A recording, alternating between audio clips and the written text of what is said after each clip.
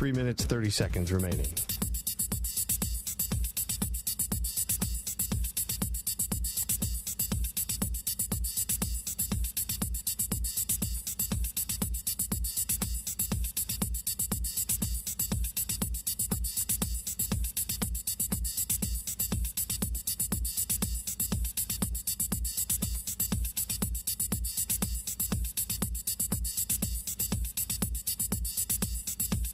Three minutes remaining.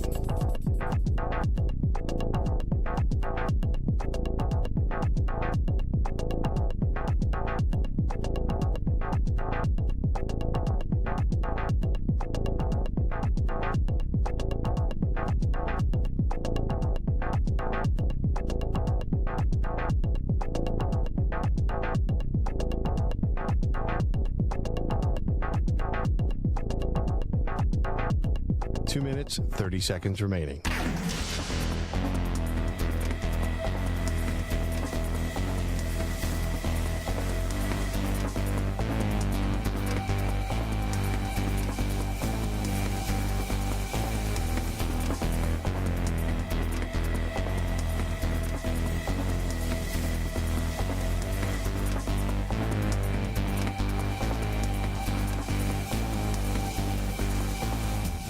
Two minutes remaining.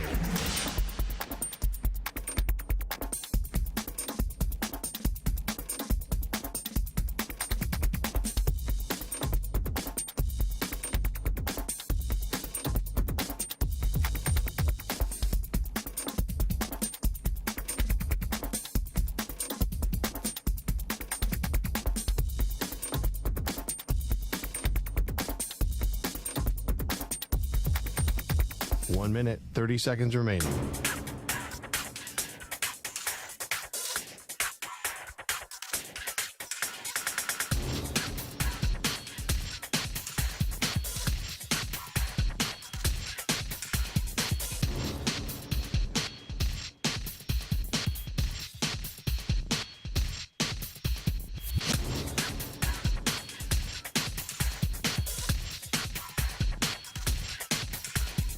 One minute remaining.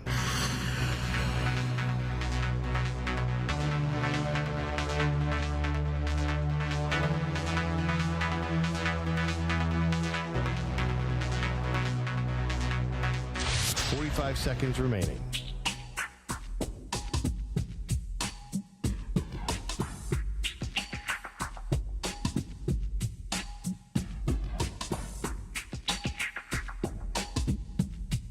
Thirty seconds remaining.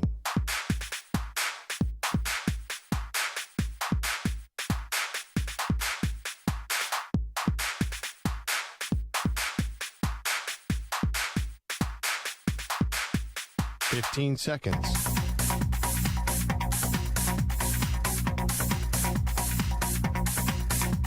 Break ends in 5 seconds.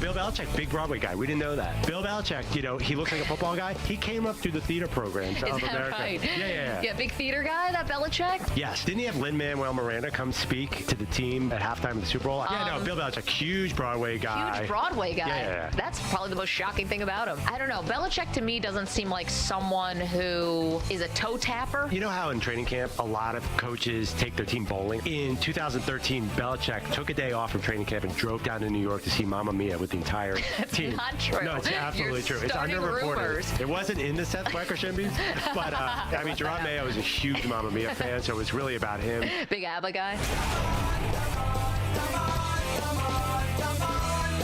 Here are Maggie and Perloff. And Maggie and Perloff from Radio Row is sponsored by Southern Recipe Small Batch Pork Rinds. These low-carb rinds can get you through the daily grind. Look for them in the snack aisle at your local grocer. What up? Welcome to Maggie and Perloff. Day 2 on Radio Row here in Phoenix. And we're already making news. We're making headlines. This has gotten way out of control, and it's only day 2. So I love Super Bowl week. It's fun to see all my old friends. The last thing I needed was a burning controversy. All of a sudden, this morning, my phone starts blowing up saying, "Oh, I see your co-host is out causing trouble." And listen, You were there. I was there, and do you want to share what the take was that caused all this turmoil in Radio Row and all over Phoenix? I didn't realize I'd get people coming up to me, great take. I'm getting offered to go on podcasts now to defend the take. And what I said was, Nick Sirianni, who's obviously coaching in the Super Bowl for your Philadelphia Eagles, likes to bring his kids up to the podium in the press conferences after games. Sweet. Adorable. The kids are so cute. But I said, hey, maybe you shouldn't.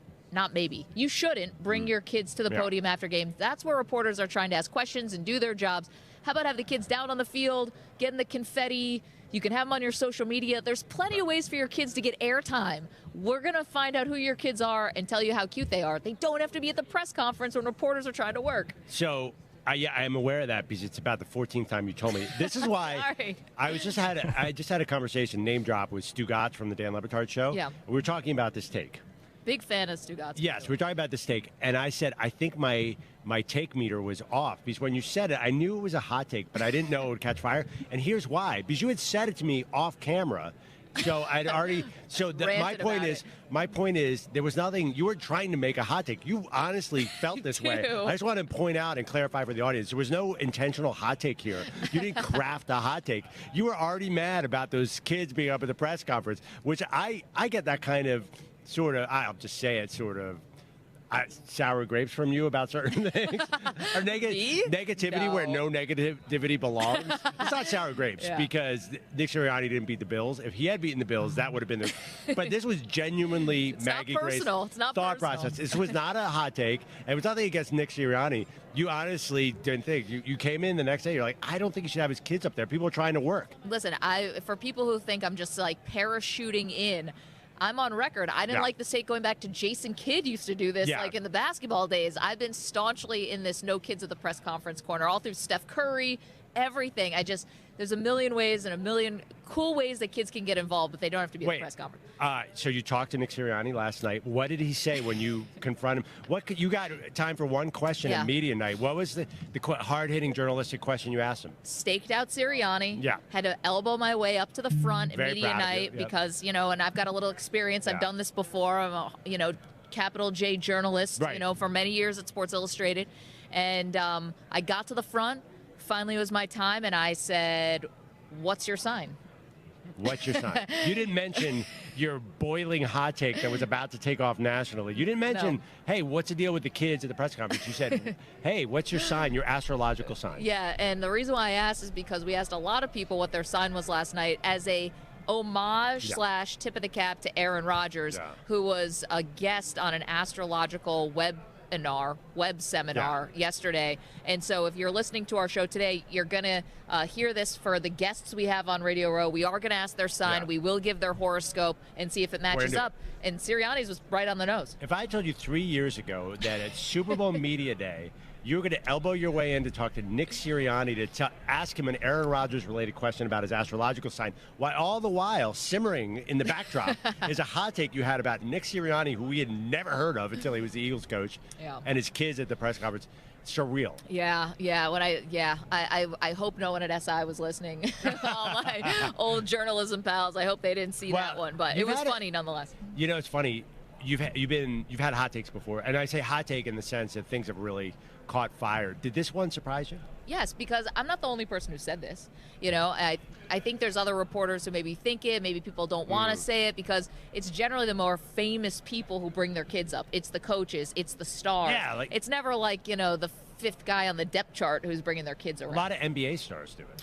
Yeah, and baseball guys bring their kids into the clubhouse, but it's just while you're talking to the media, maybe the kids can just sit to the side for a second. Like I wouldn't bring my 3.5-year-old in for a production meeting with our boss, or something like that. It's just a bit more of a professional setting. I know it can get kooky and it can get funny, but sometimes it can get contentious, and you never know where a press conference is going to go.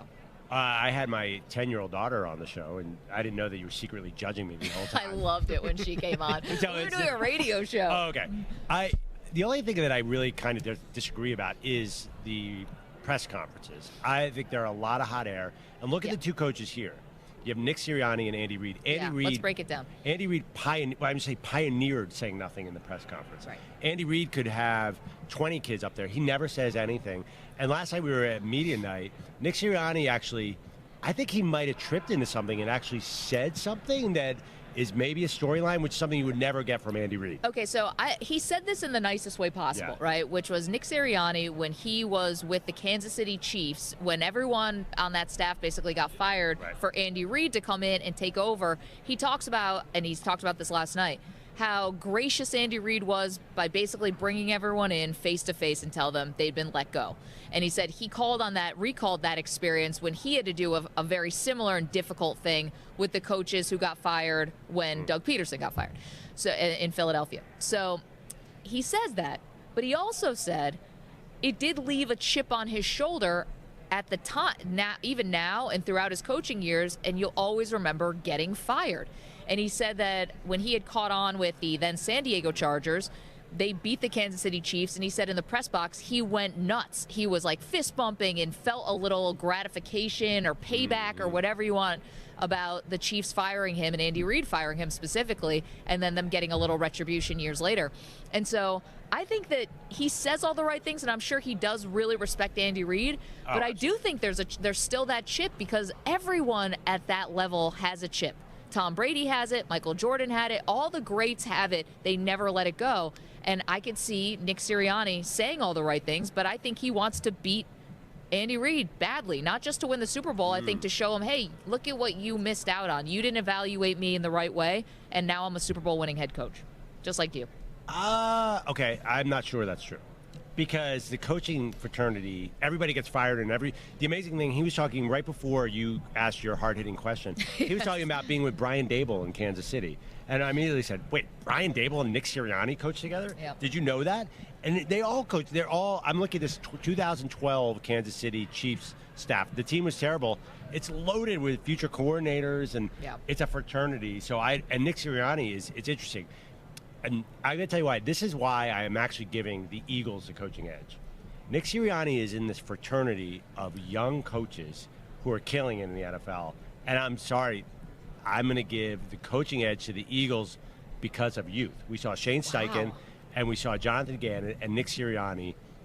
I think that it might be a little bit of a young man's game, and I'm going to give them the edge, which is, I hate to say that because I'm old, and I would always not as old as Andy Reid. But Andy Reid, it's funny, Andy Reid is almost talking about legacy and successors, and I feel like Nick Sirianni and Gannon and Steichen are a rocket ship on their way up, where Andy Reid is a great coach and a great play caller. But wait, are you I don't saying know. past his prime, Andy Reid? Well, whereas Sirianni and these guys are ascending to their prime, because I completely disagree, by the way. I think experience Kyle matters in this Shanahan, game. McVay, Yeah. Sirianni. I like this young generation of coaches. I think they're doing a lot of really bright things. Yeah. And I think that could make a slight difference. It's a slight difference on Sunday. Well, I mean, listen, the difference with Sirianni is he's not calling plays. So he's just responsible for the strategy, for, when you're going to use your timeouts, what's going on in the game, whereas Andy Reid obviously is famously calling plays. And sometimes Reid gets a little tripped up on game management stuff. Even now, with all of his experience, still gets tripped up on some of those things. I think because he's calling plays, he's got a lot going on. I think you have to give the edge coaching-wise, though, to Reid. I mean, not only is this his fourth Super Bowl, obviously it went to 9 NFC and AFC championship games combined. But the reason why I like his experience is because the pace of this game is different than any other game. How long halftime is, how long the commercial breaks are. Just everything about this game is just off. And I think you need to go through it as a head coach at least once before you get this knowledge. Like, what should I be telling my guys at halftime how to take care of their bodies? Yesterday, you had a fun line about body parts stiffening up. For the Rihanna halftime performance? Yeah, way to go. Way to make it blue, Perloff. But, but honestly, like, how do you approach that, making sure guys are going to be okay? I think you have to go through it once, and Reed now is going through it for the 4th time. Yeah, it's funny because I can think of a team that actually got to go to 4 straight Super Bowls and had the institutional knowledge and then win one of them, named the Buffalo Bills. There's no evidence that the guys, except for Bill Belichick, because obviously the anomaly in so many ways, there's no evidence that being there before gives you a big edge. You forgot to mention at that point that Marv Levy was like 100 when he was coach of those Bills teams. He's like literally 100 now. Andy was 100 then. Marv Levy was 32 years old and looked like he was 100. That's true. It's wisdom. It's called wisdom. I saw an article on Action Network. There's not a lot of evidence that experience coaching the Super Bowl or not having experience makes a big difference on covering the spread. Now, the experienced coaches have won more, mostly because Belichick has slanted the numbers. No doubt. But, look at obviously Sean McVay last year. I think Shanahan has really done incredible things. McVay had been in a Super Bowl. Yeah. And went and lost. I think he got some of that institutional knowledge. Well, a few of the Eagles players have been in a Super Bowl. Maybe that helps. It doesn't feel to me like the Eagles are unprepared for this because they have a lot of veteran players. You know what got me into Sirianni? That when he was on the sidelines and he got caught on a hot mic screaming, "I know what I'm bleeping doing." Yeah. Here's the big edge. He is always aggressive on 4th down, like Doug Peterson, who won the Super Bowl. Don't you get that connection? He is. Not only is he aggressive, he's incredibly effective on 4th down. Wow. Has always called the right plays. Now, as an Eagles fan, I hope that lasts. But that little rugby scrum, he went for it in his own 30-something against the Niners. That's a huge difference, and I think that's a coaching thing. That's an analytics thing and a coaching thing, and it's where the NFL is going. And I don't know that Reed is going to make the right calls on those, and I think Sirianni has and will. 855-212-4CBS, 855-212-4227. Just because we're out here in Phoenix doesn't mean you can't call into the show and doesn't mean you can't interact with the show. Of course, we're across the country on all of our CBS Sports Radio affiliates. We're also streaming live, youtube.com/CBS Sports Radio. Chat's up and running. I mean, new people coming into the chat. And can I tell you how much I appreciate what started as the Grainers, now is the Weedos and the Purple Drinkers, how welcoming they are to every new person who joins the chat. Gets like personal shout outs. Like, it is a very welcoming community. They're not really called the Purple Drinkers, are they? Well, they're Weedos, they're Purple Drinkers. I like it. What day of the week it is, what they're into. How about just drinkers? Because I think it's unfair to say that our audience is just high. They also might be drunk. It's possible. Everything's possible on the Maggie and Perloff show. One other thing about the coaching matchup and who has the experience and who has the edge here. We know Reed has the experience. This year, if we're talking about defensively, I know Jonathan Gannon is now one of the hot names in terms of coordinators who could become head coaches, but Steve Spagnuolo is actually the guy who once had a head coaching job with the Rams, didn't work out, but he's a Super Bowl winning defensive coordinator. His defenses never put up these incredible stats during the season, and it always looks like they're the Achilles heel until all of a sudden you get like a game breaker like Chris Jones, who basically won the game. I mean, a lot of people did, but won the game for Kansas City against the Cincinnati Bengals in the AFC. And the other thing about Spagnuolo and about this defense, they've gone up against so much better quality of quarterback this season than what the Philadelphia Eagles faced this season. Ridiculous. What? I mean, it's just the facts. You have Kansas City, who played against the likes of, obviously, Justin Herbert and Russell Wilson, Derek Carr in their own division. They had to go against Kyler, had to go against Josh Allen, Trevor Lawrence, of course, Joe Burrow, where the Philadelphia Eagles, it wasn't exactly murderer's row. You got Detroit early in the season. You got Kirk Cousins, obviously. That was a blowout. Okay. You had whoever was even quarterbacking Washington early in the season. So wait, you're not saying Jalen Hurts is worse than all those guys. You're saying the Eagles have never faced an elite quarterback where the Chiefs have faced an Exactly. I'm talking about defensively. No, Hurts is in the conversation for great. I'm talking I was about to walk off the set right Kenny there. Pickett. I'm talking about Davis Mills. I'm talking about Matt Ryan with the Colts, and that was actually a close game. The Aaron Rodgers before they went on their 4-game winning streak. I mean, congrats. You got to face Daniel Jones. I mean, it wasn't Andy Dalton. It wasn't exactly the murderer's row that the Chiefs defense has faced. So that's another reason I would give the coaching edge to Kansas City, because Spagnuolo has faced better quarterbacks, running quarterbacks, just guys who are just much better than anything that the Eagles face this year. Sorry. First of all, I'm very angry. Yes, I'm a big Spags fan. He was in Philadelphia too. Oh yeah, right. I forgot about I just think there's just a lot of good and bad evidence on Spagnuolo where Jonathan Gannon, I think you could argue, has been more consistent this season. The Eagles defense is really kind of miraculous. They were not. Did anyone come in the season and say they were going to be the ultimate pass rushing team? Well, no, but when they traded for C.J. Gardner-Johnson and James Bradbury, it was like, oh, you guys just got some really good No, they have really good corners. weapons. But I think Hassan Reddick is. Did anyone say he's going to be like Von Miller was for the Broncos? He is tearing up the league, and I got to give Gannon some credit for that. Now, listen. Spagnuolo is a big blitzer, and the Eagles actually, I saw some numbers, have some vulnerability to the blitz, so it might be a good matchup. I'm not selling short the Kansas City staff. They're amazing. Yeah. There's a reason they're in this dynasty. It's just as much Andy Reid as Patrick Mahomes. But I think that Sirianni is on a heater right now. 855-212-4CBS. 855-212-4227. We want to hear from you. Who do you think has the coaching edge in this matchup? Is it Nick Sirianni? Is it Andy Reid? Jeffrey Howell is in the chat, who's a great listener to the show and contributes in the chat and says, Maggie, would it be okay if the little kids started talking X's and O's when they're up on the press conference with the coaches and the athletes? Maybe that would be something. It's like, what did you see on the final play? Okay, now what did you see on the final play? Should your dad have called timeout there? Oh, man. I told you the line. I don't know if I said on air that my daughter, who's 10, said about football. She's like, Dad, I'm starting to get to know the names. Why do you talk about Baker Mayfield all the time? I'm like, oh, he's a controversial quarterback. Oh, I thought you were talking about a baker and not a quarterback. And I thought it was about bread. So, yeah, kids say cute things. And now we're hungry. But I'm with you. Get them out of the press conferences. I mean, come on. There you go. Come on over to my side. In fact, I don't even want them in the building. I don't even want them in Arizona. Wait a minute. What? Yeah. Hold on. This is taking off. Sorry, I was trying to get on board with the team. Samter's giving us the break sign. All right, coming up next, of course, we want to hear from you. We also have a guy who's already been named Rookie of the Year by the Pro Football Writers Association. Garrett Wilson of your and Samter's New York Jets is going to join us in just a moment. Don't move more. Maggie and Perloff right after this. All right, do you love spending all that extra time in long grocery checkout lines when you could be coming up with hot takes, Maggie? I don't think so.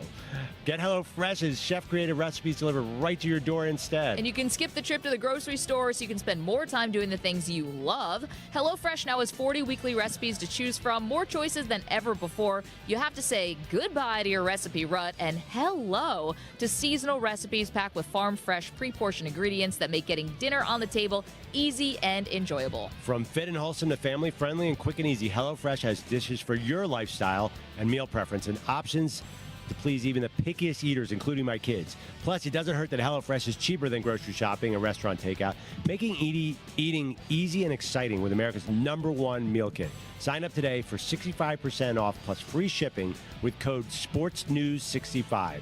That's SPORTSNEWS65 at HelloFresh.com/SportsNews65.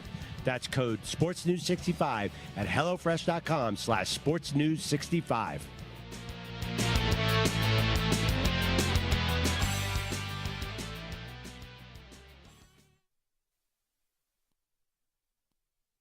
You're in a 4-minute break.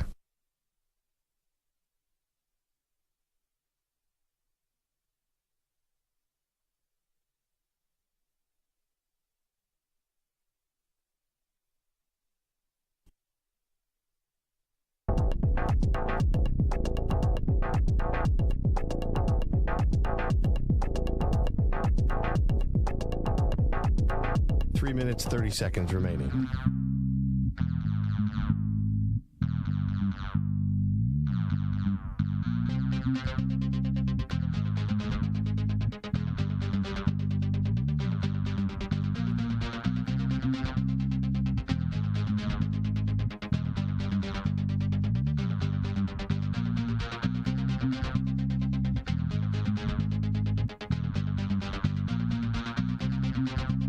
Minutes remaining.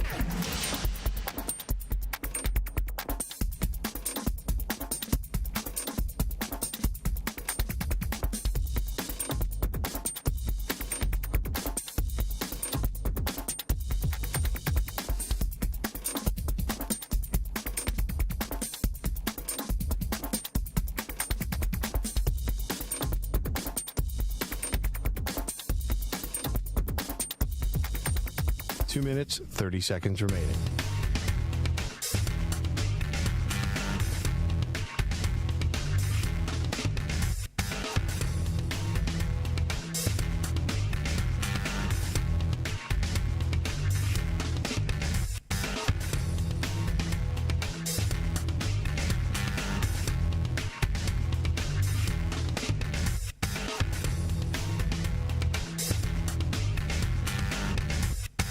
Minutes remaining.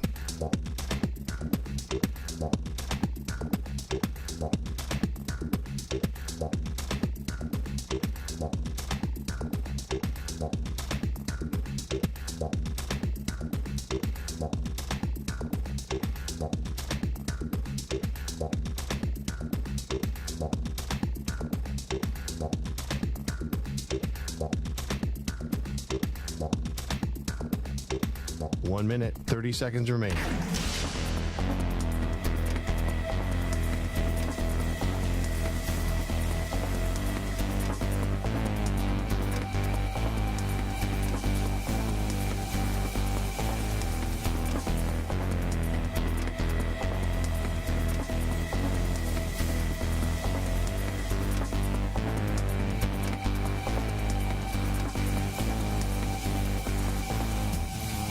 One minute remaining.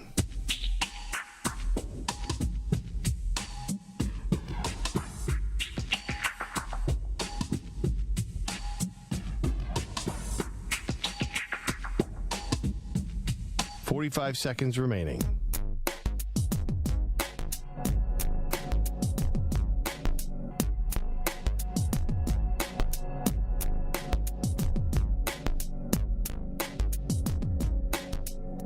Seconds remaining.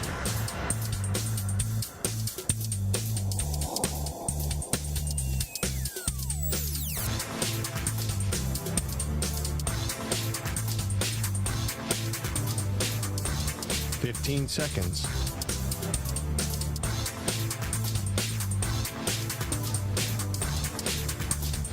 Break ends in 5 seconds.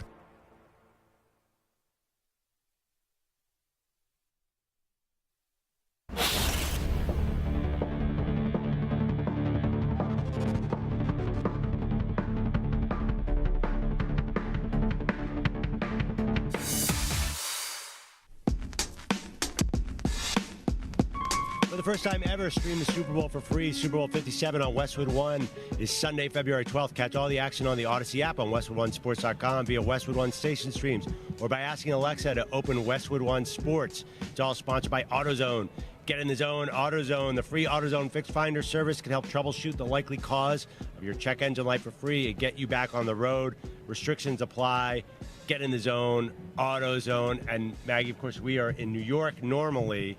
But now that we're out here in Arizona, we have a guest that I think all of New York is excited about. Absolutely. He's already been named the Pro Football Writers Association Rookie of the Year. Over 1,100 yards receiving for Samter's New York Jets. Garrett Wilson is here joining us today on behalf of Old Spice Swagger Deodorants and Body Washes, and we'll get to that in just a moment. Congratulations on a great season. That's Thank fantastic. You so much. Appreciate y'all. Do you want to just talk Ohio State, though? Because I feel like that's where we're talking about Ohio State has become like wide receiver you, and you're a big part of that. Obviously, some of your former teammates. Like, how much pride do you have in the fact that all of these incredible receivers are having an impact right away in the NFL? A lot of pride in it. It's something that, it doesn't surprise me. Knowing Coach Hardline, knowing the guys over there, they go about things the right way. And, the best thing about it, I was just telling y'all, is that the young dudes are better than all of us. They're coming in, and every year they get better. So, tell us who's better than you coming in. I mean, who's that's coming in right now? Or there. You got Marvin, Jackson, Mecca. Unbelievable. Should Marvin Harrison Jr. just be able to come out and play in the pros right now? I mean, if that was the case, he'd be all right. Like, I'm confident he would come in and win Rookie of the Year or something. What was the room? So Jamison Williams was with you, right? And what was, Olave? How many NFL guys were in the wide receiver room at once through your 3 years at Ohio State? I mean, we were all in there as freshmen, young dudes, and Chris was a sophomore, and then we had some NFL guys that were older. So if you include that, it was probably about 8. Can you name them all? About 8 of us. KJ Hill, Benjamin Victor, Austin Mack. What that is, 3? Yeah. You mentioned me, Chris. Yeah. Chris, J-Mo. It was probably 6, actually. Yeah. Me, Chris, J-Mo. Because Marvin got there a little. Yeah, he got there later. Yeah. So it would have been 6. That would have been top 6. I actually wanted to ask this, and Maggie, we were talking about this before, she said no. I wanted you to rank the all-time. Do you realize Odell and Landry were with 5 LSU wide receivers together who were NFL, and Sammy Watkins and Nuke Hopkins and all these guys are at Clemson at once? Yeah. I think you could argue Ohio State is still the best. I know, but I was saying, how about Jamar Chase and Justin Jefferson? Oh. Yeah. Terrace Marshall, they had him in. He's with the Panthers now. Oh. It's a great group. Yeah. Do you get competitive about who had the best wide receiver groups in college, or you let that go? So with Elijah being in the locker room, him being one of my best friends, they were at Ole Miss, and he's confident in his room. That was not bad. No, they had a great room too, but we just like talking trash, and I let them know that we a little better. They had a good room too, though. That's all. So speaking of talking trash, I think a lot of people are curious about what your relationship is like with Sauce Gardner, because he's likely going to be defensive rookie of the year. The one-on-ones in practice between you guys is what? It's fun. We both talk trash. We both got a little personality, and we both love playing. And you can tell when you watch us. We're out there having fun, just talking trash, not talking trash, just talking about ball, talking about anything. It's always fun out there. So, yeah, with Sauce, it's we're both super competitive too, though. So if we don't win, we're gonna let each other know, and it makes for a good practice. We always get something out of it. So you're a rookie, though. Could you talk trash in real games to other teams, or is that something you gotta wait a little bit in the end? I didn't wait, but I don't know how they feel about it. I didn't wait. I'm a trash talker, and that's just who I am. Give us an example. Yeah, who you talking trash to this year? That's probably not the best idea. What would you say? Say I'm a cornerback, and I'm going to lock you down one-on-one. What would you say back? If you say that, I'll probably be like, all right, that's all. Like a little, that's all. That's all. But like when I'm initiating the trash talking, then Okay. Then it's bad. But if they're going to say that to me, I'll probably just say something back like, all right, we'll see.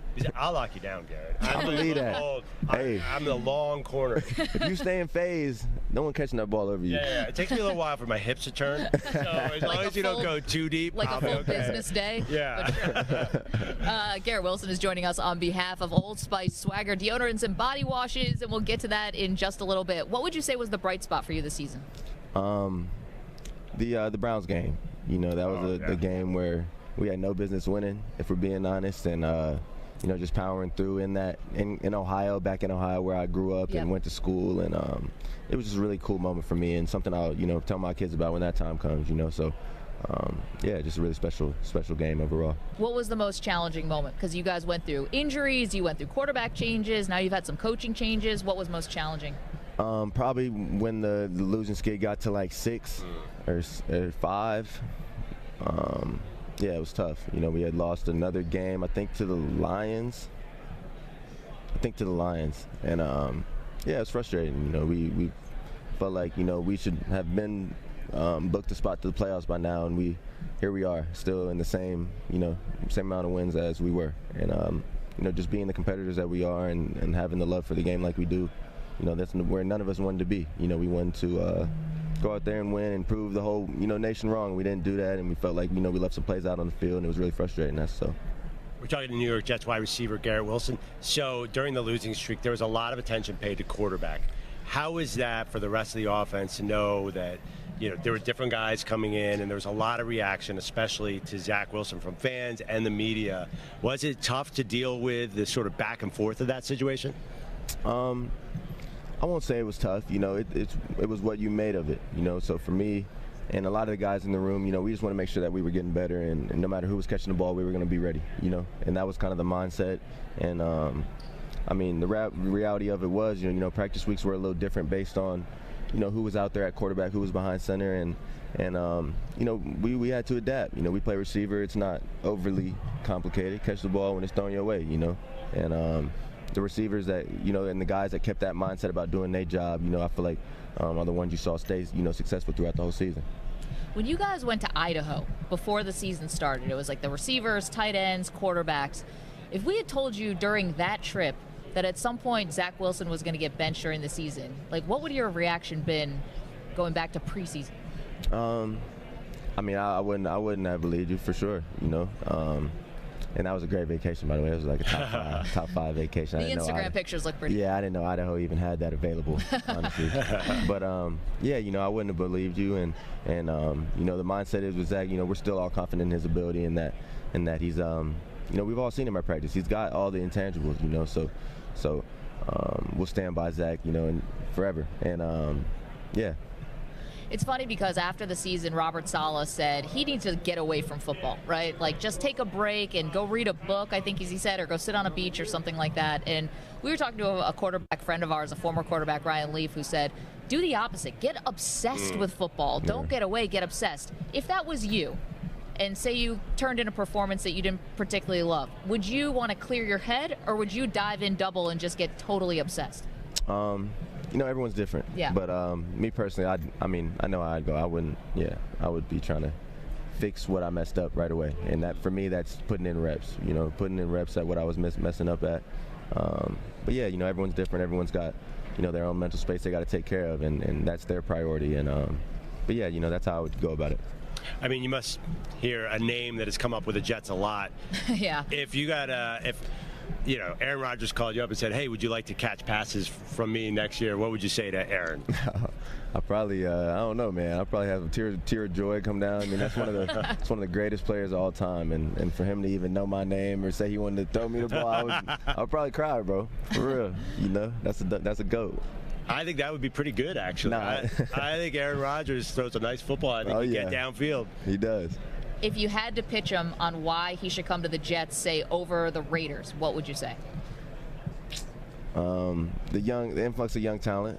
You know, we got a better team than the Raiders. You know, I don't know who's listening. We got a better team than the Raiders. Well, we're out in Las Vegas. Yeah. So we got you might get a reaction from that. No, we got a better team than them, and at the end of the day, I feel like that's all I would. Go look at the rosters, go look at how we played last year, go look at the analytics, and you'll see that we had every piece, you know. So you come in, and we're going to have a chance to do something special is what I'll tell them. What is it about the Jets roster that's better than other teams? What parts? We got a top 5 defense in the league. Yeah. And, you know, this year, the failures of not making the playoffs and getting to where we wanted to, you know, strictly fell on the offensive side of the ball, and not finishing drives, not finishing the season, not finishing, you know, whatever it was, and to make sure that doesn't happen again, you know, that's what we're going to do. But yeah, you know, the defense is top notch, and the special team is top notch. You know, it's just about playing well, playing good offensive ball, and helping our defense out. You know, so. Well, offensively, I mean, you still put up incredible production, over 1,100 yards, as I mentioned, with 3 different quarterbacks throwing to you throughout the season, which is really, I imagine, difficult to do. Garrett Wilson from the New York Jets joining us on behalf of Old Spice Swagger, which we can see you're totally swagged out here. Yeah, you know, I've been blessed to work with Old Spice, you know, throughout this week and throughout my time in the NFL, and for me, it's just about, you know, being out there in front of the bright lights and being under pressure, but not having to worry about how I'm smelling, not having to worry about anything except for the task at hand, you know. So for me, what helps me get to that point is Old Spice Swagger, and it's a great product, and like I said, I'm really excited to be working with them. Okay, so, wait, sorry, the Mike White obsession that is like throughout New York City, which I'm sure you know. It seems like the team, everyone on your team loves this guy. Yeah. What is it about Mike White? I don't know, man. I love him. It's probably the SoFlo sauce. That's South Florida. He's just got a little. I don't know what the word is I'm looking for. He's worldly. That's the best way I can put it. He's worldly. He can talk to anyone. He's very easy to get along with, very personable dude, and I like him. Whole lot. I have one more Old Spice question, by the way. Yeah, go ahead. You're wearing an Old Spice t-shirt. I have that Old Spice t-shirt. I've gone through many Super Bowls. Flex. You're wearing this red Old Spice hat. Can you get me one? Yeah. I hate that. I shouldn't do this on air. I can easily ask you afterwards. You can get this off my head. You can get it off my head. No, I do not want to. I do not want to, but I wear my Old Spice t-shirt everywhere. Everyone's like, oh, that's such a cool logo. Yeah. So, that conversation definitely couldn't happen off the air. No. Really glad you did it in the middle of the interview. Yeah. Sorry about that. That's okay. We ought to make sure that Perloff's taken care of here. Garrett, last one for you. Now, this might end up really coming into your professional life here. I'm sure you saw that Aaron Rodgers was speaking at an astrology webinar yesterday. I did. Really big into astrology. So we're going to ask you, what's your astrological sign? Do you know it? Cancer. Okay. Would you like us to read your horoscope for today? Yeah, let's do it. For you, the coming days promise a busy social time. You might host a party at your home. You may feel terribly rushed and wonder if you'll be able to get everything done. Don't worry, it will all come out all right. I mean, that's spot on. Does that sound like you? Are you hosting a party soon? Super Bowl party? I'm not hosting a party, but the social thing, that's spot on.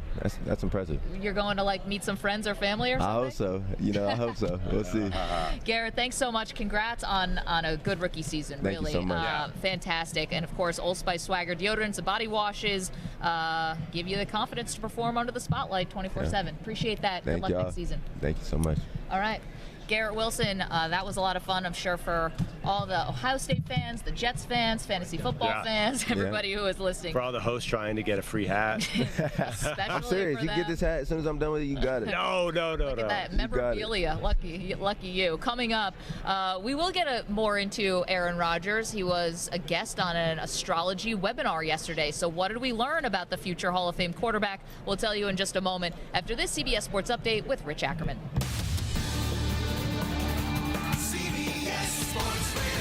Sports Flash. Oh, the Chiefs are getting a couple of players back this week. Clyde Edwards-Helaire was activated from injured reserve yesterday, and L'Jarius Sneed has cleared concussion protocol, and Andy Reid said the corner will be good to go Sunday.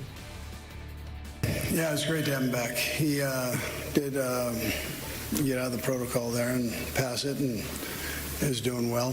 So he'll be back at working.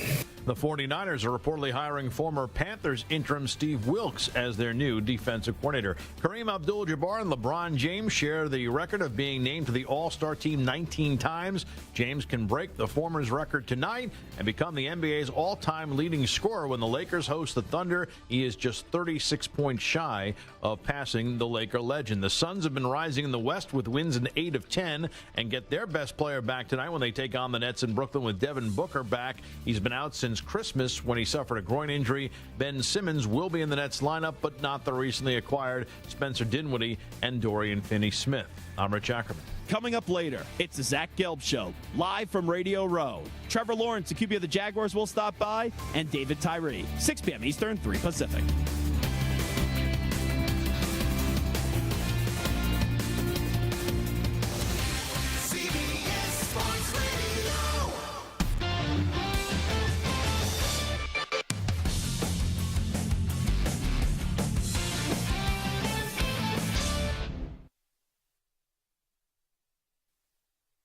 You're in a 5-minute break.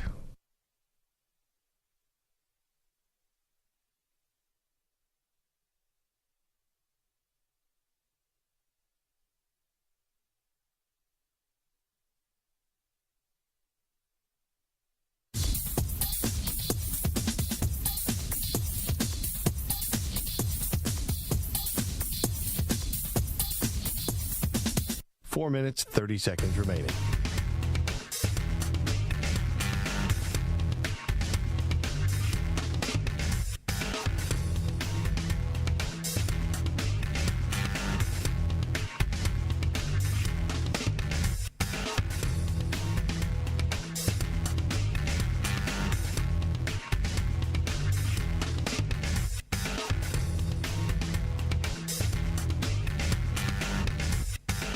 Four minutes remaining.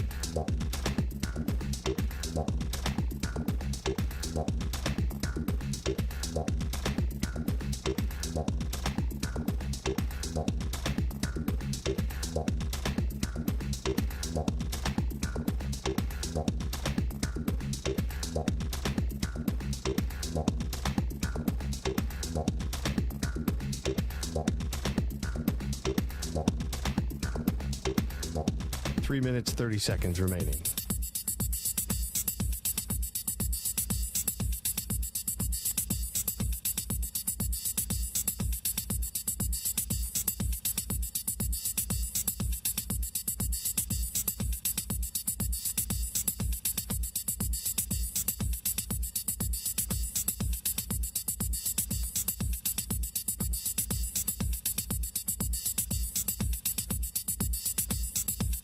Three minutes remaining.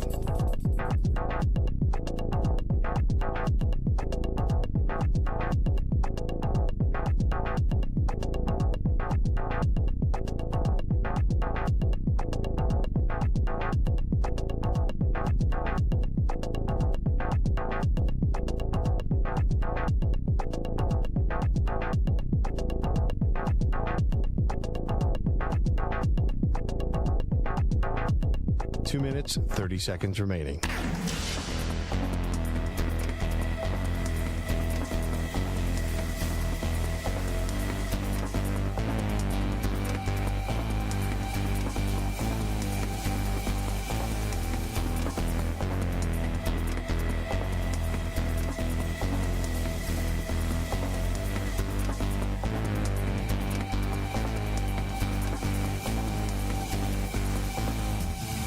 Minutes remaining.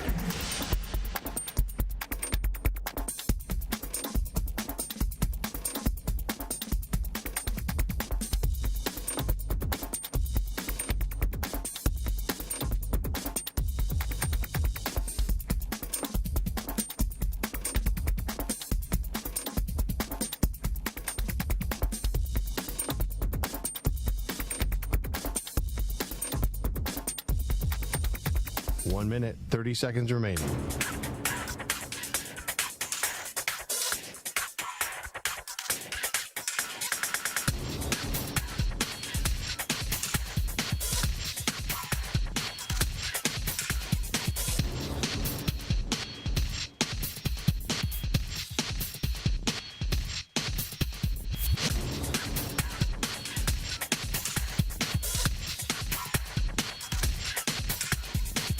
Minute remaining.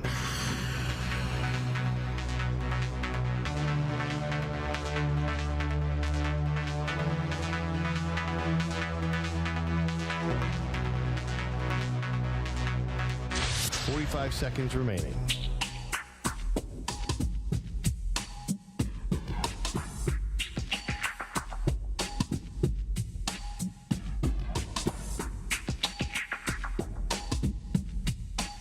Seconds remaining.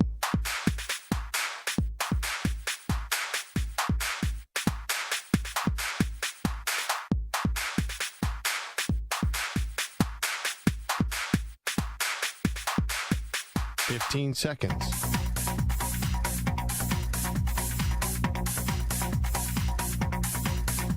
Break ends in 5 seconds.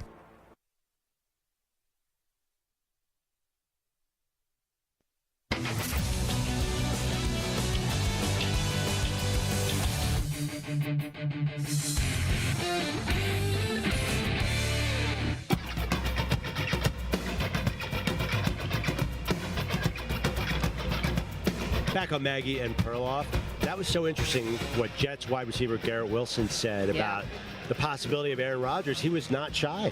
No, he said he would cry a tear of joy if Rodgers came, which is funny because, and listen, I think he was trying to be supportive of Zach Wilson, saying we still believe in him, but I would cry a tear of joy if Aaron Rodgers came. Listen, the Jets themselves have been open. Their head coach, Robert Saleh, has said in press conferences, we're going after a veteran quarterback. So whether it's Aaron Rodgers or it's someone else, there's going to be someone in there to compete with Zach Wilson and most likely definitely win the job. But there's also a thought that Aaron Rodgers would mentor Zach Wilson. I know that sounds funny. In real life, quarterbacks do not mentor other quarterbacks. Yeah. But you watch the best of Zach Wilson is Aaron Rodgers. When he rolls and throws a dart 20. Zach Wilson, I still see talent there. So I don't think that's the end of Zach Wilson. If a guy like Aaron Rodgers, who's only going to be there a year or two, comes in, maybe it saves Zach Wilson. You know, maybe. I mean, yeah, maybe. Listen, the Jets have already acknowledged that they screwed up by starting Zach Wilson right away. Yeah. You know, that he shouldn't have, but listen, when you're the number 2 overall pick, there's pressure. You're selling season tickets around this guy. You know, the fan base wants to see the young guy. They don't want to see Joe Flacco anymore. Now, the weird thing about the Jets, though, is that everyone does love Mike White. It could have just been Mike White, but that's a weird dynamic, too. Yeah. I think Mike White came down to earth a little bit as a quarterback. He broke his ribs. It's very clear they're not going to build around him because of what you mentioned, that they said they're going to go after a veteran, so Derek Carr would presumably be the B choice. Now, I agree with Garrett Wilson. I think I agree that the roster might be a little better on the Jets because that defense is so elite on the Jets that it gives you a lot of leeway on offense. You could take some time to get the offense clicking, where the Raiders' defense is not elite, so it better work immediately. Yeah, it's just two very different teams. Yes. Say better, we'd have to go like roster spot by roster spot, but you have guys in the wide receiver room for the Raiders who have already made Pro Bowls and all pros. I mean, the Jets, it's great, and they've, but they're ascending right now, and Aaron Rodgers, the whole thing about Rodgers, one of the things, he doesn't like throwing to young receivers. Yeah. He'd much rather throw to Devontae Adams and would rather throw to Renfro probably and to Darren Waller than, hey, I'm going to try to get, me and Elijah Moore and Garrett Wilson on the same page. You think that there's going to be any chemistry with Devontae and Aaron Rodgers? No, that's a great point. I mean, Devontae Adams is certainly a huge selling point. But we watched the Raiders last year. They, from top to bottom, they were not solid. So Josh McDaniels and all those Patriots people there better have a good offseason if they're going to bring in Rodgers. Because you're in the AFC West. There's not a lot of room to screw up. And, we didn't ask Garrett Wilson this, but obviously he's got a new offensive coordinator with Nathaniel Hackett. So that's clearly the selling point to bring in Rodgers, former offensive coordinator. Obviously, that makes a lot of sense because you don't have to learn a new language. You don't have to learn the new verbiage, and you can just sort of maybe hit the ground running a little bit more. Like, Rodgers will know everything and let everyone else adapt to him. Right. He doesn't have to worry, do I get along with Josh McDaniels? And you're exactly right about new verbiage. I think McDaniels runs a different offense. So that'd be a natural step. I mean, the Brett Favre parallels are weird and eerie and bizarre. And if he came, I think Brett was 9-7 in his 1 year with the Jets. If he came and was 9-7, then went back to the NFC North, it'd be just totally uncanny. Yeah, that would be like a little weird. We need a 30 for 30. But, I mean, Aaron Rodgers, weird. The two are not far off. Well, with that in mind, let's get to it. Hit it, Stu. What the is Aaron Rodgers up to today?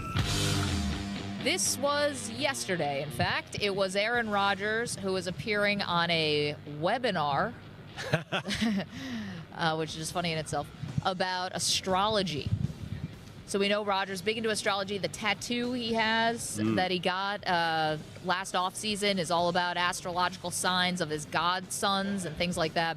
So Rodgers was a guest. We thought this was a joke yesterday when we saw it. We're like, oh, this is a hoax. No, it turns out the woman he was posing with is like a world-renowned astrologer, and he called her mom at several points during the interview.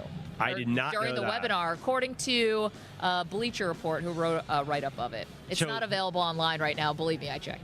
So Rodgers does not speak to his own parents, at least used to not speak to them, but he calls an astrologer mom. You know what? Yeah. I always thought that Aaron Rodgers' story was I always thought the Aaron Rodgers story was played out. There's nothing new he can do or come up with, and he never disappoints. An off-season Aaron Rodgers is the best. I hope this goes on forever. Apparently, this woman, her last name is Deborah Silverman. I should give her credit.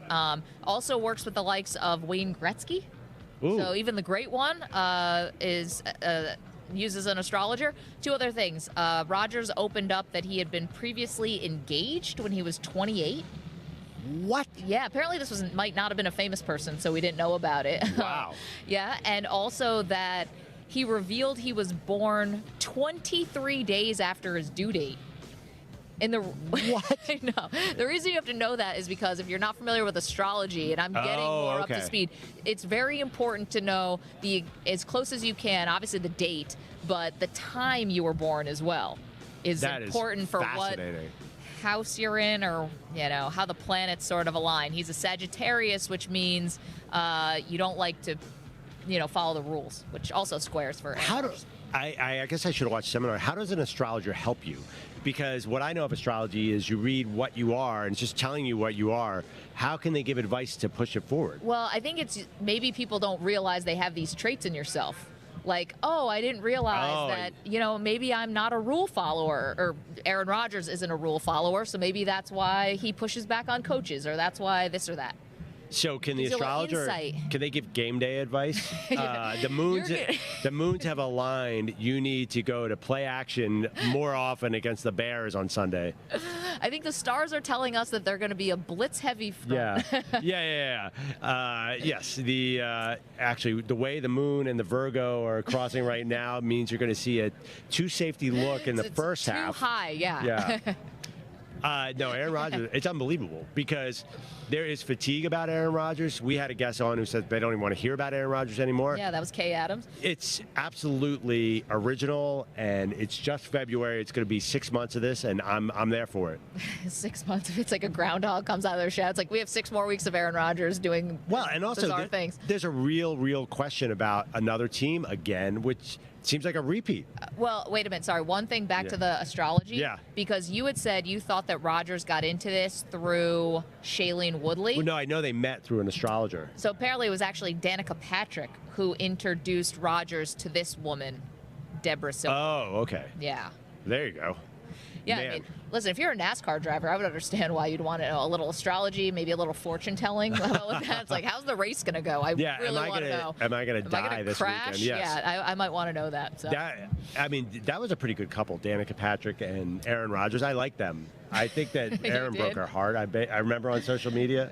Yeah, Danica came into Dan Patrick's show a lot because they had this great SportsCenter commercial where there was a D. Patrick parking spot outside, and I remember that Dan pulled into Danica's spot, Yeah. and he's like, "Oh, sorry, my bad," and he walked away and hit the keys for the lock. But she came in and she was really, really nice and really cool. Yep. I was rooting for those two kids to make it work. Aw, I'm sorry they disappointed you. Yeah. Celebrity couples. Shailene Woodley, not so much. Rodgers also responded on the Pat McAfee show. There were some allegations that he just won the Pebble Beach Pro-Am this week, and there were some allegations made by the guy who came in second place that Rodgers was sandbagging his handicap. Oh, okay. Basically, what they do at Pebble Beach is you give your actual handicap in golf, and then they add a couple points to it because the crowd, the course, so Rodgers, I guess, is a 3 handicap, and 3 handicap, and I think they had 10 points to it. So Keith Mitchell, who is a PGA pro who was playing with Josh Allen, who came in second, basically called him out. Stu, can we play a little? I think Josh and I won. Aaron Rodgers doesn't count. His handicap was crap. So I haven't looked. I think we were on 18. We might have been up there. But if we finish second to Aaron, I consider us winning the trophy. Wow. So Rodgers responded today on McAfee. Let's hear it. A lot of jealousy out there. Sounds like a lot of jealousy. No, listen. They gave me the handicap, so I didn't ask for that. I submitted all my information. I played 9 times previously, 8 times previously. This year, I made the cut 1 time. I mean, cheating in golf really reveals a man's character, doesn't? No, I'm just kidding. I'm kidding. Oh, great. We already have the hot take about Nick Sirianni's kids. Now you're going to call Aaron Rodgers a golf cheater? No. I mean, there is one area of sensitivity for golfers. I know. It's a gentleman's sport. And I've told you this before. Every quarterback I've ever met, their number one obsession is football, but not far behind is golf. Yeah. I mean, Josh Allen, Aaron Rodgers, Mahomes. Mahomes is obsessed with golf. I'm just hoping, as the Bills fan that I am, that not only the loss to the Bengals, obviously, but this loss in the Pebble Beach Pro-Am puts the proper chip on Josh Allen's shoulder for next season. Whatever bulletin board material you possibly need. I don't know if Josh Allen's the problem. No, I don't think he is, although he wasn't great in that game. Oh. Let's call it like it is. Okay. Lots of fun here on Radio Row. The chat is going crazy right now. If you're listening to us across the country on CBS Sports Radio, that's fantastic. Keep doing that. If you'd like to get involved and watch the show, you can go to youtube.com/CBS Sports Radio. Coming up, what would be the right compensation if the Packers are to trade Aaron Rodgers? Former general manager of the Atlanta Falcons, Thomas Dimitroff, is going to join us in just a moment. Don't move. More Maggie and Perloff from Radio Row in Phoenix after this.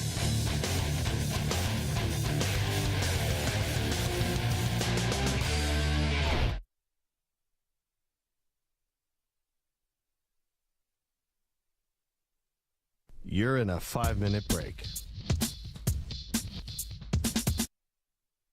Okay. Hey, Pete. Thanks for doing this. Perfect. Pete. This is... Oh. No.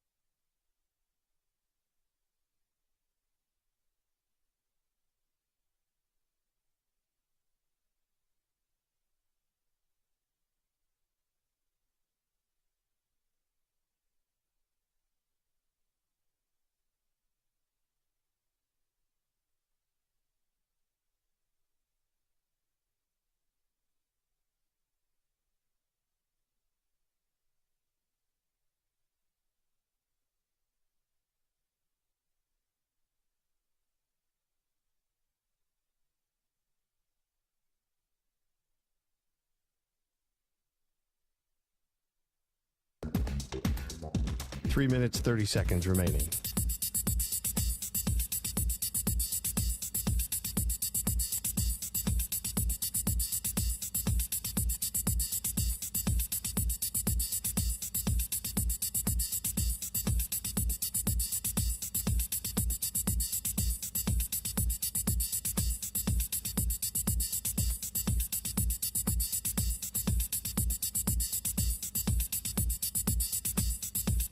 Three minutes remaining.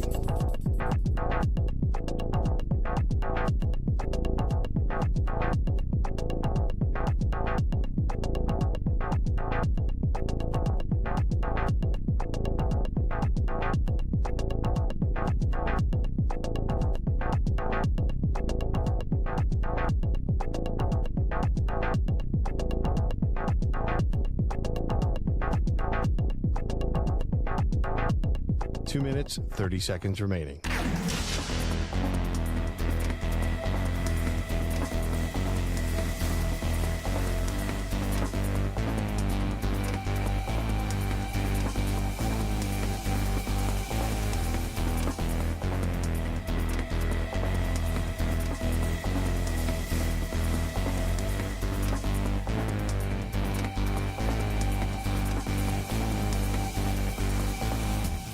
Two minutes remaining.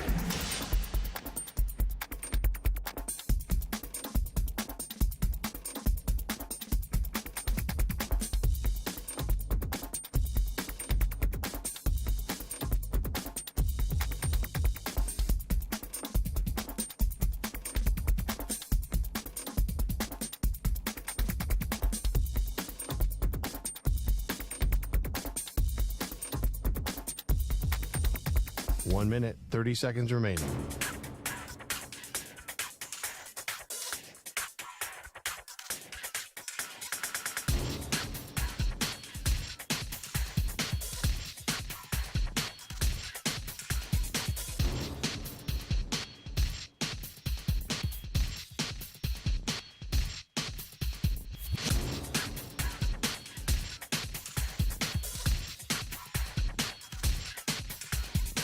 One minute remaining.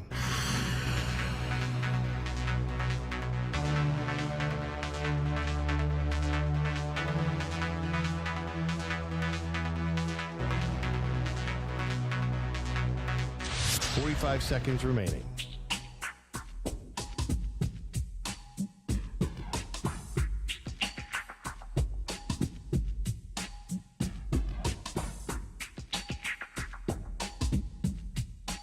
Seconds remaining.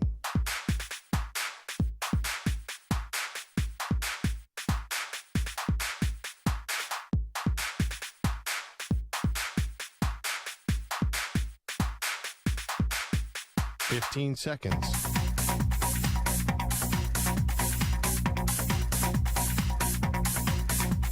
Break ends in 5 seconds.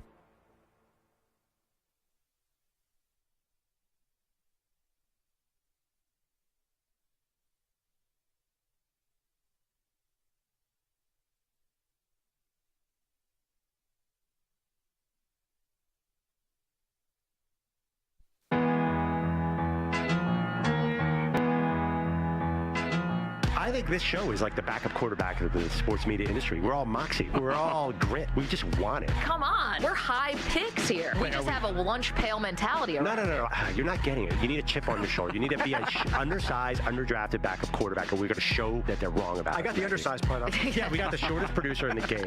We have Kyler Murray over there. We have Stu, who's got right now the worst collection of teams to root for in the history of sports. It is dark, yeah. We have me, who is born to hold a clipboard, Maggie. And you haven't won a Super Bowl your whole life. You don't even know what this thing tastes like. How did you just nail that? Crap. Just the Moxie Squad. The Moxie Squad. Is that our new nickname? We do have a lot of Moxie. All right, we're the backup quarterback of shows. There, it's settled. Here are Maggie and Perloff. Maggie Perloff from Radio Row is sponsored by Southern Recipe Small Batch Pork Rind. Small Batch, big taste. Crunch a low-carb snack that delivers on bold flavor. Look for them in the snack aisle at your local grocer. Well, Maggie and Perloff live from Radio Row, the Phoenix Convention Center.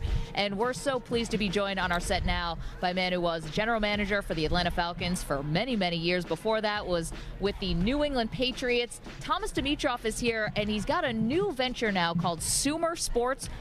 We're obsessed with this, well, Perloff specifically, Thomas, because it basically assigns a number to everything on a football field and a value. And we can't wait to talk with you about this. But can we tap into your general manager side first and foremost? Of course. Okay. You're tasked with trading Aaron Rodgers. Put those shoes on. What are you hoping to get in return? What's realistic that you want to get in return if you're the Packers and you're trading Rodgers? Wow, I mean, for Brian Gutekunst, that's a tough spot to be in. Is it? It's kind of a great spot. Well, it's a great spot to your point. I mean, to have a guy like that, who I think personally is one of the very best. Put aside his antics or whatever people have their issues with, right? The guy is very, very talented, and he has a leadership side, which I'm not sure who they have in there right now, and how that's going to be, right? When you're a GM and you're thinking about moving on from a guy of that stature, one way or another, that's a big deal. You don't know how it's going to end up on the other side, right? So, to answer your question, Maggie, I think, look, it's one of those things that you have to sit down with your head coach, of course, your president, Mark Murphy, and you as a general manager. You have to really think. You have to try to get as much as you can. But I would tell you, when that all happened and everything was going on this year, I thought, Brian, you are in a tough spot. How do you get rid of one of the very best? Who is going to really knock on your door and pay you the money for it? Because that's the thing. How much longer does he have to play? So 2 first-round picks? It's legit. It's a legit pick situation like that. Well, isn't Green Bay structurally different? I mean, the fact that they drafted Rodgers in the first place, did that surprise you? And then Jordan Love, they just don't operate at quarterback like other franchises. No, they don't. And I was going to say, like Jordan Love, when Jordan came out, there were questions. How was he going to adapt in the NFL to lead? The lead was a big thing, right? Of course, he has talent, and that's. I mean, those are the kind of things that are tough. And quite honestly, those are tough things to measure. And so that's what I am fixated on right now. Where is the leadership going to come on the other side of this? That's very interesting. What is there an example you can give us of a time when you were, quite frankly, like mischaracterize or misjudge someone who you thought had a lot of leadership skills or qualities and they frankly just did not? Well, yeah, look, I probably over my 13 or 12 and a half years, there were a number of them. Luckily, I didn't feel like they were right at the top of the barrel, right? They were, to me, those mid-rounders or beyond. I mean, that happens all the time. Which is one of the reasons that when we do talk about some of the Sumer stuff, Maggie, it's not an exact science, right? I mean, we can all think we'd go toe-to-toe with any one of us as GMs, for the most part, think we would talent evaluate next to anyone in this league, and there needs to be more exactness in it, and it's tough when you start talking about character or dedication or what the other side is. It is so not exact, and that's a complication for us who we have an owner over our head saying, hey man, I'm paying you a lot of money to make really strong decisions. Obviously, that's where I think data is out there for us to dip into. Is that what makes Jalen Hurts sort of different than what people expected? A second-round pick seems like he kind of has a locker room with him. I don't know. Would that be a guy that was tough to measure? That's a guy that's tough to measure, sure. And he does have the locker room with him. And I think everyone would go toe-to-toe in the sense of, they would fight anyone for him, I think, as I've been hearing from the people in that building, right? I mean, what Howie's done there and how he's brought that team together in a situation that had its struggles a couple years ago. I mean, Howie's approach has been, let me get the right quarterback in here. But Howie has also done a really good job over the years not totally fixating his world on the head coach and the quarterback, right? He's won. He won with Doug. Here he is winning with Nick. This is a fascinating element. You compare, not to go a different way with your show, but you can compare Philadelphia and their team building approach and what Howie does to Brett Veach and Andy Reid.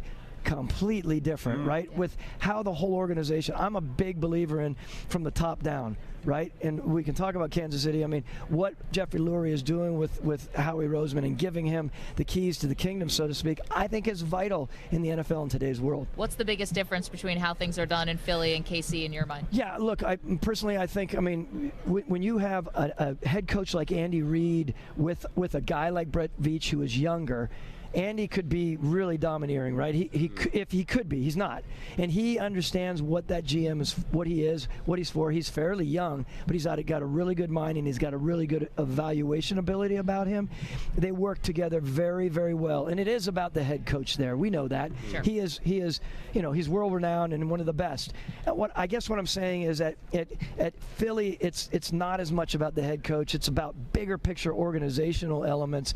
And I will say, what Brett Veach has there at Kansas City, I say this all the time. He's a horse guy, right? He's got the trifecta. He's got one of the very best owners. He's got one of the very best head coaches and one of the very best quarterbacks. God, that's a great place to be. No kidding. The Eagles may have to pay Jalen Hurts this offseason.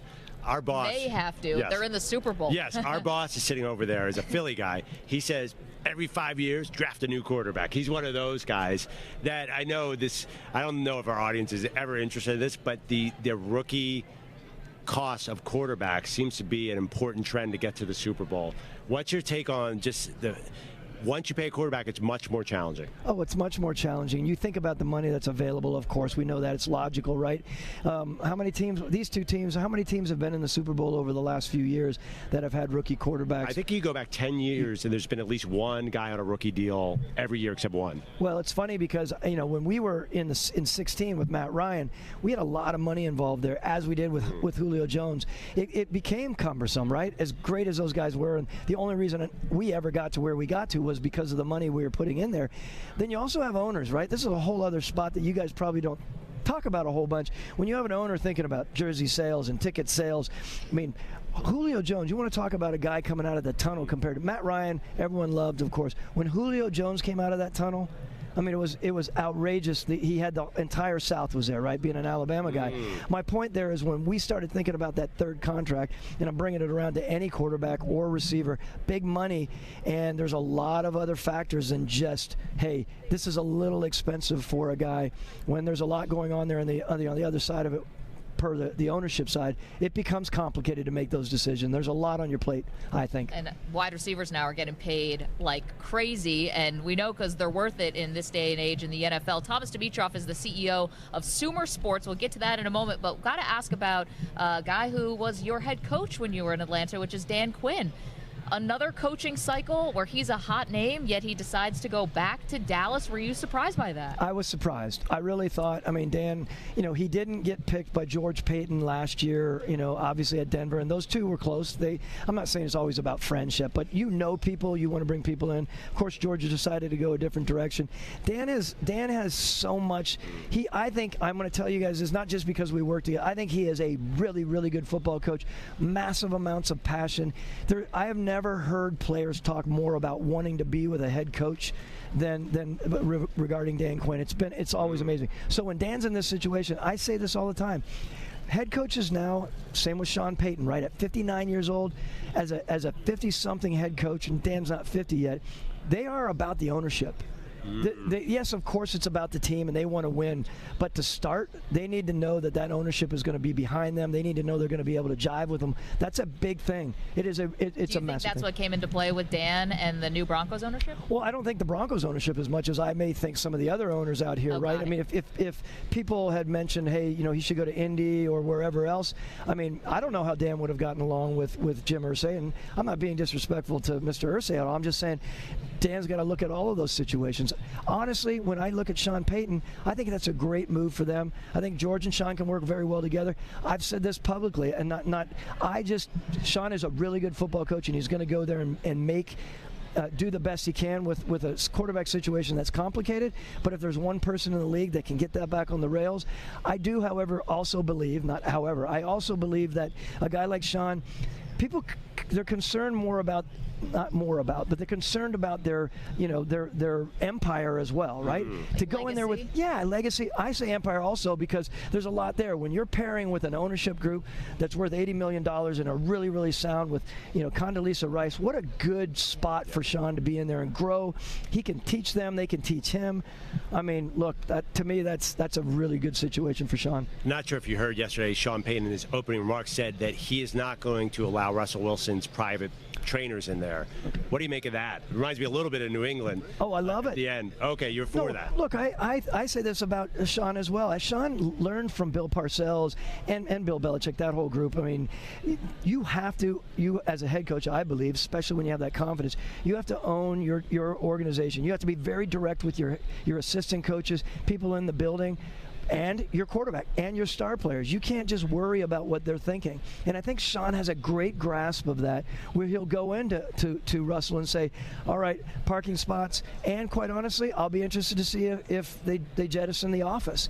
That's a very different thing. Can I just offer the flip side? When Thomas Dimitroff was a former general manager of the Falcons joining us here, he's now the CEO of Sumer Sports. The flip side of that, I think, would be, who cares it's an office? Who cares it's a coach? You're paying, you invested so much into Russell Wilson. You have to make sure this works. If he wants his personal guy there, why is that a big deal? It is a big deal, Maggie. I mean, there are nuances to it. Back to locker room elements. People really struggle with, even if you're making $250 million, they struggle with that, right? And especially if things aren't going that well, it's very quick within that locker room where there's eye rolling and there's people saying, well, wait a minute, why is he getting this? Well, we know why at the outset. He's Russell Wilson. Yeah, but it's a complicated situation I think for George. He's going to have to potentially backtrack. Ultimately, it's not his call right now. I'm speaking of George Payton. It's now Sean Payton's, desire and what he wants to do with that. Yeah. But well, how did it work with Tom Brady and Belichick? I mean, did it eventually become too much for Tom Brady to just be another player under Bill Belichick? That's interesting because I remember, at least as I recall, Tom would always go into Bill's office, right? So there's an office they would share at the end of the day, and they would talk about different things. Never did he have his office. To your point, maybe. I've always thought, interestingly enough, he was the guy that helped me get a Super Bowl, obviously being around Tom Brady. And I joke about it, but he was also the guy that helped me get fired when we lost the Super Bowl in 16. Right? Thomas, we weren't going to bring it up. You can bring it up. Are you past it? I am. Well, finish your story. I'm sorry. No, but so I laugh only because when things came around, people often ask me, would Arthur have fired you 2 years ago if you guys won the Super Bowl in 16? And Arthur is like business people today. I love Arthur. He and we're really good still. But he was a 2-year guy. And if we would have won in 16 and 17 and 18 went awry, we're on a hot seat. I mean, literally in this role, it is hot seat all the time. I mean, especially the big cities. You guys know how that is. Yeah, obviously we live in New York and worked in New York, yes. So we get it. But okay, so you brought it up. Like, are you over it? The loss in the Super Bowl? Do you ever get over it? I don't think you ever get over it, Maggie. I think about. I don't sit there and dwell on it. I do think sometimes, wow, even with Dan now, if Dan would have won the Super Bowl, would there have been a different approach to all these HC jobs, or would people still be wondering about it? When I look back on all that, and I remember literally walking down on the field with Arthur. Mm-hmm. We would normally go down 6 minutes, 5 minutes in the game, right? From the entire time, the 13 years I was there, yep. We went down a quarter and a half when we're standing there, and to feel that deflate through that up to the point, literally, guys, when that coin was flipped in overtime, and I remember it in my mind. I'm like, if that lands the wrong way, we're done, because Tom Brady's Tom Brady. And obviously the rest is history, and we lost that. But it's an interesting interesting. Bring it up. Oh, well, Maggie's a Bills fan. I don't care where that. So 13 seconds. I mean, this year, no lead is safe anymore in the NFL. I mean, look at the Jags-Chargers game. Yeah. It feels teams do not know how to play with a lead necessarily. It's bizarre. I don't know. That all the time. Yeah, they just, especially in today's game, and even more so 5 years later, feels hard to protect a lead. Why is that? I don't know, and I'm forever perplexed that we're not protecting leads. I remember that many times. I would go back in and watch the video and after a game, and I would talk to Dan or even Smitty before that, and I would ask him, who's responsible? Why are we not able to pull this out? And you honestly, you get in a situation where you have certain teams that it becomes kind of a habit, and they believe that we just can't pull it out. I'm not to get sort of enigmatic or mystical about it, but it was very tough for me to really pinpoint that over the years. I really believed it came down to coaches, is what I believe, because the coaches had to instill that element of believing that they are the finishers. Which is crazy because Kyle Shanahan, who is the offensive coordinator, is held up as one of the offensive geniuses of the league. Are you surprised that the Super Bowl failure didn't stick with him more. Yeah, but a guy like that is so confident about everything and competent as far as what he does. I look back on that and I remember being, you staying in the mode here. I remember coming in 2 days later. We probably had 2 or 3 coaches who raised their hand in our team meeting room. I screwed that up. I should have told Dan, run. So a lot of people were taking, not credit for, but a lot of people ownership of it. Even guys like, Raheem Morris, who I think Raheem should get another chance. Raheem put his hand. Raheem was the assistant head coach. Who is to blame? Like Dan, remember, in the end, we can finish here. Dan had really basically demoted his D coordinator. So he became the de facto D coordinator, and he was relying on his O coordinator that he believed, to your point, incredibly smart, will take care of business. So there was a little bit of misfocus, and it just fell the way it did. And I remember hearing from people where Bill went in at halftime. I had heard, I don't know if this is lore or not, and said, I don't know how we're going to run with this team. We were a very fast. Dan brought athleticism. We were about explosiveness when he came from Seattle. Man, that was a heck of a staff too. Yeah. Wow. Everybody on that. It was a staff. Yeah. Listen, you know how to hire them. Thomas, nice job. Now you're the CEO. Sumer Sports said it kind of gives like more of a mathematical, like numbers-based application to football. I mean, that's right. So if I were to put it in layman's terms, it's basically it's a cutting-edge algorithmic-based tool that is it's a roster optimization tool at the core, right? So under Sumer Sports, our product is Marvel, stands for Maximize Roster Value, which is really Marvel is like what our producer likes to watch. Right. We made sure that we spelled it a different way because it was really important we weren't getting sued. Yeah. But look, what I would say is, again, I know that I say this. The data that's available to the NFL teams, GMs, and head coaches is so underutilized, right? And the tracking data, there is so much there. We are an evolving league. And right now, if you can get into that mode and you can, again, augment these general managers first, and that's when I took this job, I thought, I've been thinking about this, not an exact science. There's got to be a way to make this more specific and exact and mathematic.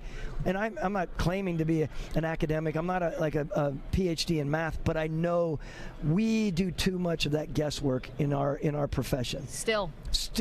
And I would tell any owner respectfully, I'd say, look, I think it's the responsibility of the owner and the president and the GM to be open to take that data that's there at our disposal and utilize it. We're not utilizing it, and I think as long as your head coach and GM are not just being overwhelmed by the data, if they can decide what the data is to use, I think it can be a game changer. So baseball makes so much sense for analytics. I think that was all of our entryway, Moneyball, because there's a hitter and a pitcher.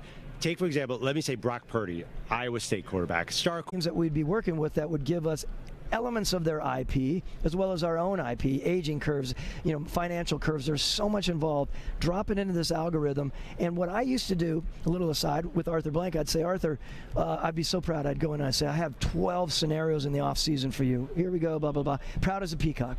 This function that we have here could provide you with millions and millions of roster options. And of course, unfathomable for the mind. But when you really drill it down, you say, okay, I want Sumer's 3 best rosters and compare it to the Atlanta Falcons roster. Again, this is about becoming better with your decisions and more informed. Okay, so you know the league, you know the landscape. What's the one coach in the league that if you brought this to them, they'd be like, no way. Yeah. Old school. No way. Old school. Well, look, I guess I would say, I would say Bill only from the standpoint of Belichick. Yeah, I guess I'd say Bill Belichick just because it would have to be in the spot where it's evolved so much that it was tried and true where it is, right? I mean, Bill's really open-minded, of course, brilliant. Whether you guys, as a Bills fan, you probably don't like to hear that. No, I understand how brilliant he is. But I think making sure that he's not wasting his staff's time, right? So we're gonna, with our pilot teams, and I thanks for not asking me who they are because we can't share that right now. We have 2 pilot teams in the NFL right now that I think are very open-minded to utilizing what we have and providing us with information as we're getting to the spot where we're going to finalize this in Jan 24. Is it as simple as age? The younger guys, or Nick Sirianni has this reputation as going for it on 4th down because he's more into analytics. There's this wave of coaches. These McVay, Shanahan, Sirianni. These young guys seem very open to thinking differently about football. Yeah, and I think that that late 30 group and even to the mid 40 group. I think as you get a little bit older, I think they're open to it. Like I was talking to Dan Quinn about it. I think Dan is open to it. I think there's some really good coaches out there. I think it probably is a little more chronological, but if we can prove, and this is what I've said to Paul Tudor Jones, our founder, I said, we have to be a part of the evolution for the GMs and the head coaches to accept it. We can't ramrod. We have to say, look, let's work together for 2 or 3 years. You can trust us. The NFL, if they're not trusting, they'll never take it on. Got it. They have to trust. Thomas Dimitroff, last one for you, and this is our little nod to Aaron Rodgers, his passion for astrology. What's your sign? I'm Cancer, actually. Okay, so would you like us to read your horoscope for today? Please. The coming days promise a busy social time. You might host a party at your home. You may feel terribly rushed and wonder if you'll be able to get everything done. Don't worry, it will all come out right. Oh, Is that ring true to you at all? It rings true. You throwing a Super Bowl party? No, I am. I'm heading home on Thursday, and I'm going to get ready to do it. So there thank you. Go. Everything's going to go great. You guys are great. How Thank about you. that? Thomas Dimitroff, CEO now of Sumer Sports. Thank you so much. We appreciate it. Thank you for having me. All right, we've got a lot more fun to be had. They liked you in the chat, by the way, Thomas. Big fans. They're fans of you in our YouTube chat, so you got some more fans out there. Coming up next, we are ranking every player in the Super Bowl. Well, actually, Pete Prisco did it. So we're going to talk to Pete. Who is the most important person in this game might not be who you think. We'll get to that and more. It's Maggie and Perloff live from Radio Row in Phoenix. Don't move. You're in a 5-minute break.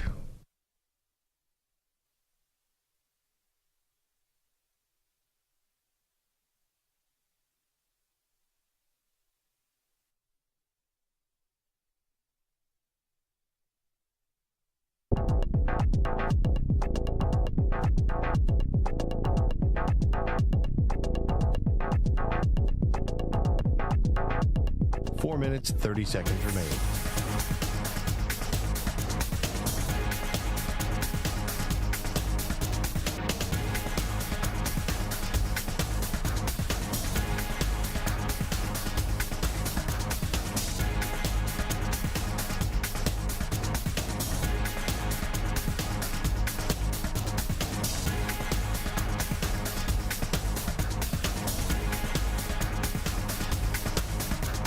Four minutes remaining.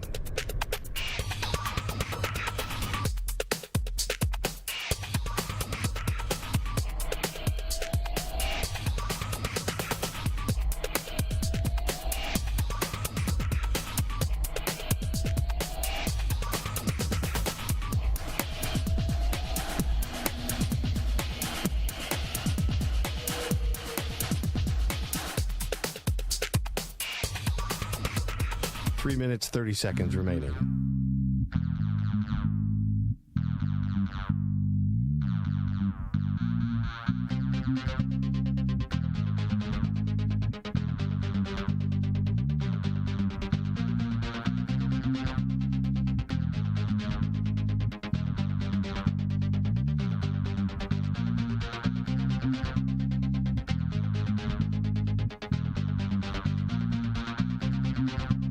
Three minutes remaining.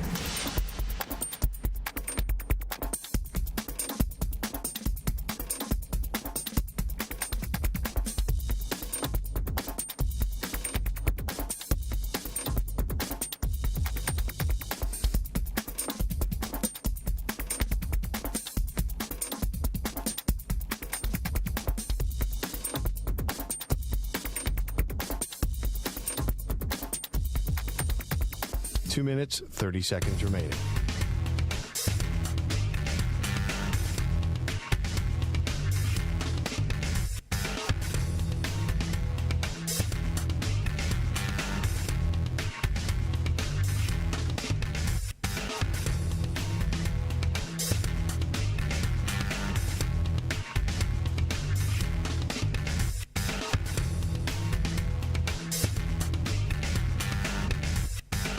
Two minutes remaining.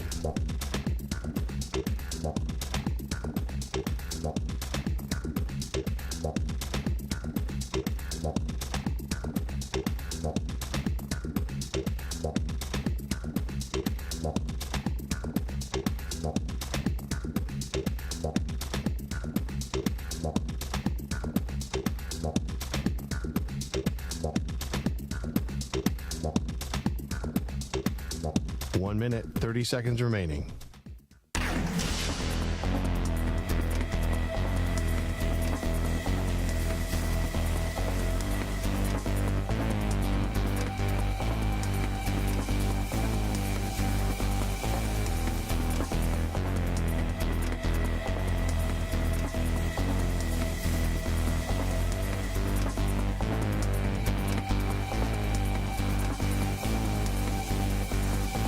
Minute remaining.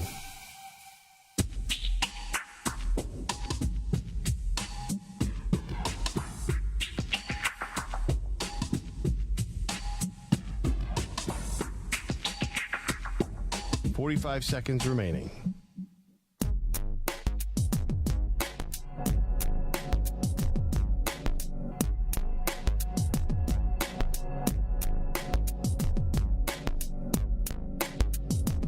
Seconds remaining.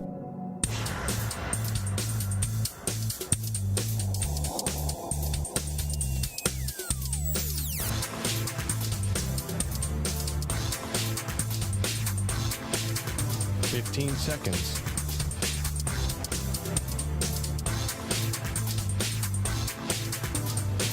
Break ends in 5 seconds.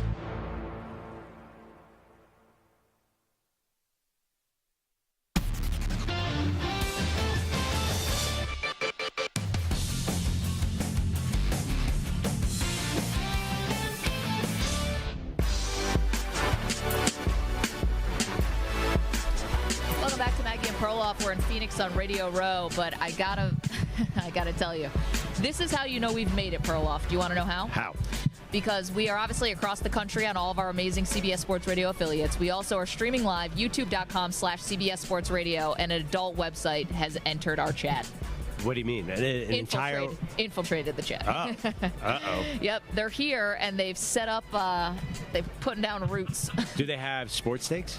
I think they're recruiting. Oh. Well, I mean, everyone wanted to know, how did Maggie and Perloff slowly transition to an adult show? Yes, this is now an OnlyFans. It's weird. We only talk about sports, but does that have something to do with the fact that I'm here? Yeah, Pete. Oh, my God. Oh, Pete. I mean, what are you doing I don't there? think it's just a coincidence that all of a sudden... you bring on a sex machine like Pete Prisco, and all of a sudden, what's going to happen? Pete Prisco, CBS Sports, HQ, NFL analyst, yes. Pete is here, and the adult website has entered the chat, so we all got to just, keep it cool.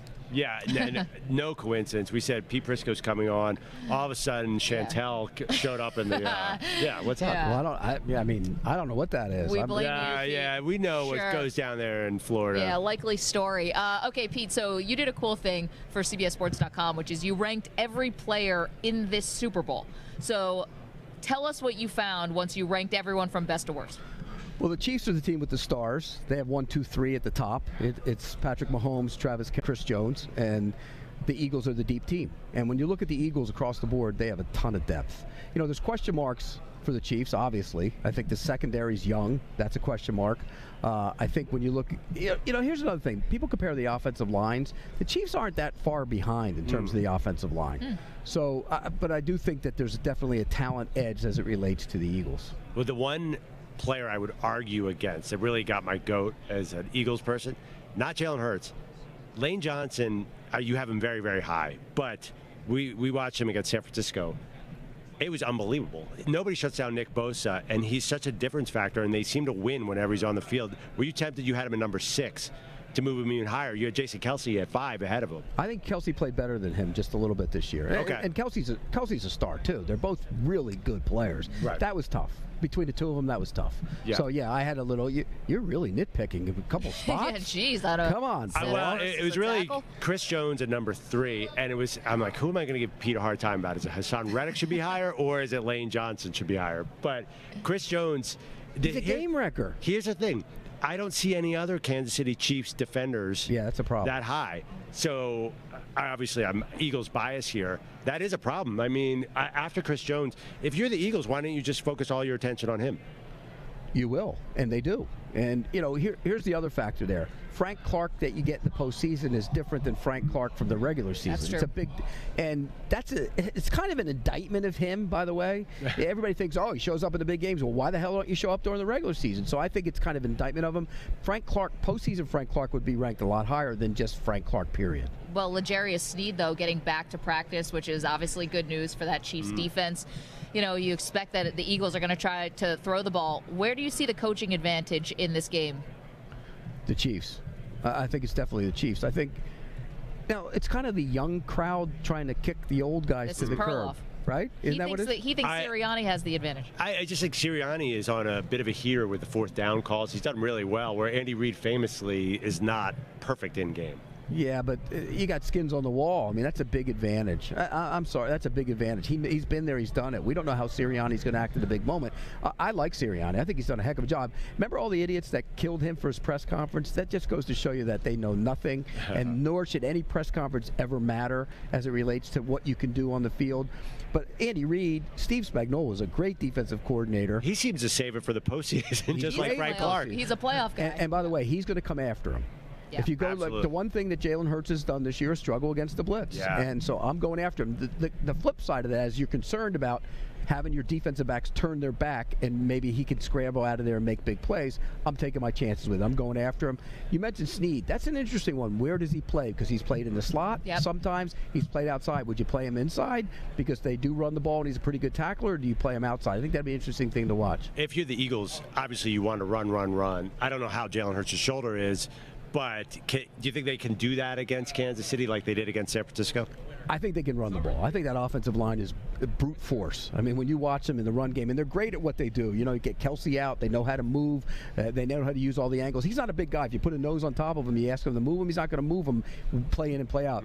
But they block down, move him out, get him running. They're creative with how they run the football. I think they will run the ball, and I think that's going to lead to big plays in the passing game because those two guys on the outside are going to be in one-on-one situations because eventually you have to drop the guy down, and I think he's going to hit some big shots down the field. It's funny, we were talking to Mike Pritchard yesterday, the former wide receiver, and he was saying, obviously there is something going on with A.J. Brown over the last 2 games. He hasn't really been himself. He was obviously frustrated on the sideline, hasn't been as productive. He's never played in a game as big as this. No, but he missed him. That should have been a long touchdown pass. He missed him. He overshot him. It's great when you have a wide receiver who's pouting when you're winning by 27. Getting blown out and needed pats on the back. It's amazing. I mean, look, that's wide receiver, and I've been around many a wide receiver like that, and I understand it. There were guys that I've covered over the years that were happy if they caught 8 for 120 and a touchdown and lost rather than they caught 3 for 18 and 1. Yeah, in baseball we call that 2 for 4. What's the score? Yeah, those kind of guys. Pete Prisco is joining us, CBS Sports HQ NFL analyst. Can I transition away from the game for a second? 2 coaching vacancies that are still not filled yet. Obviously Arizona, right where we are, and the Colts as well. Who do you see? Well, I think Arizona is going to come down. I think Lou Anarumo has a real chance to get that job. Yeah, it's like a bake-off right now between Anarumo and Callahan. Yeah. Brian Callahan, the OC. Yeah. Look, I think Lou is one of those guys that's a little gruff. Okay. So but I think he's a really good coach. I think he will. And everybody I talked to in the Bengals organization raves about the guy. And then you got the Colts, who they're waiting and waiting and waiting. There's some thought that they're waiting for Shane Steichen to be their head coach. Which, is he ready? You're an Eagles fan. Do you think he's ready? Yes. I don't want him to leave. I didn't like Gannon at all last year, Jonathan Gannon, the defensive coordinator, because he's the new bend don't break thing. He bends all over the place, but they've had a great year. That's why, actually, when I was arguing with Maggie, I took the Sirianni, Steichen, Jonathan Gannon team over the Reid team. Although I think I'm seeing that through green-colored glasses. Yeah, you're seeing you're I think so. because Spagnuolo is better than Gannon right now. You would take Spagnuolo over Gannon. But the Chiefs' defense isn't no, but he doesn't have a lot of great players. He got all them rookies playing. Yeah, but who are these guys that the Eagles have that were that we didn't know the Eagles defense was going to be like this, did we? Well, they added Gardner Johnson. They did add those cornerbacks, but the line has outperformed, I think, the expectations. Yes, I mean, well, you knew Sweat was going to come into his own. He had a ton of talent. I think Sweat and T.J. Edwards are the two most underrated players on the team. You have T.J. Edwards really high. I love T.J. Edwards. Yeah. I think he's going to – you won't love him next year because he's not going to be in Philadelphia. He'll be out of there. Well, that's why they drafted Nakobe Dean, so he can step in and play. But I think T.J. Edwards he and Josh Sweat, two most underrated players on the Eagles' defense. Two more offseason questions. Sorry, I should just make a quick notice. It was the Cardinals are down to Lou Anarumo and Mike Kafka. Yeah, that's right. That's Kafka. the big. Oh, sorry. I thought they offense or interviewed defense. Callahan, What do you too. want? So offense, right? Why would anyone hire a defensive quarter right now? Well, I think you need to hire somebody that can deal with that quarterback. Yeah. First and foremost. Aaron Rodgers, where does he land? I think the Raiders are in play. He's kind of hinting at that. He wants to go reunite with Devontae Adams. Are you giving up 2 first-round picks for a guy who might not play past year 1?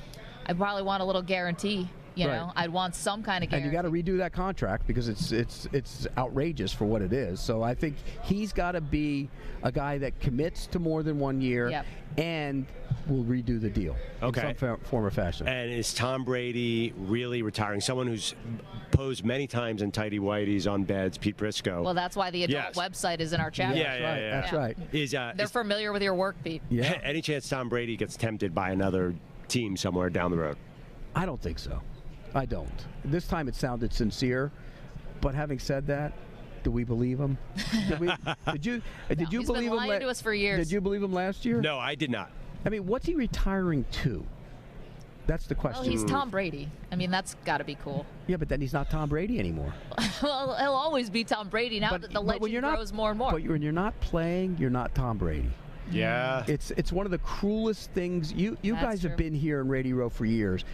When Joe Montana used to walk in, everybody would, oh my gosh. And now it's like, oh, there's Joe Montana. Yeah. That's the cruel reality of the business. It's just what it is, the game. That's what it is. Last one for you from me, because I know we're going to see you at the draft, right? Yes. Likely, yes. And Bryce Young. Like, what are you hearing about guys? Like, it seems like he's far and away the best quarterback prospect in this draft, obviously, but his size is, I mean, we had 70 quarterbacks start a game this year or something. Its size has to matter, right? It matters to me. And the adult website that's in our chat right now. I did not mean it to sound like that. Sorry. It matters to me, and I still would pick him number one, and I still would pick him first. It matters to me. The game has evolved.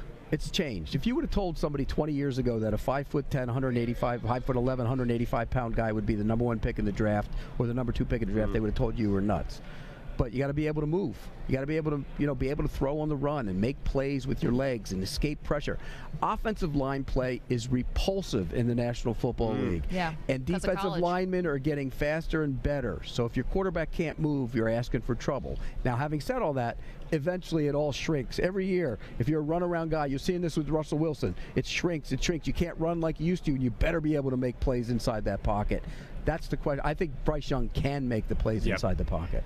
Pete, can't tell you how much we appreciate this. Rick Spielman's waiting for you, by the way. He is. He's always waiting. I got to hold his hand all week. It's amazing. All week. I've been correcting him ever since we've been on the air. Yeah, Rick Spielman, the former Vikings general manager, chiming in. That's fantastic. You never know what's going to happen on Radio Row. You get adult websites in your chat. You got Rick Spielman. When you book Pete Prisco, you're taking on a lot. You know that.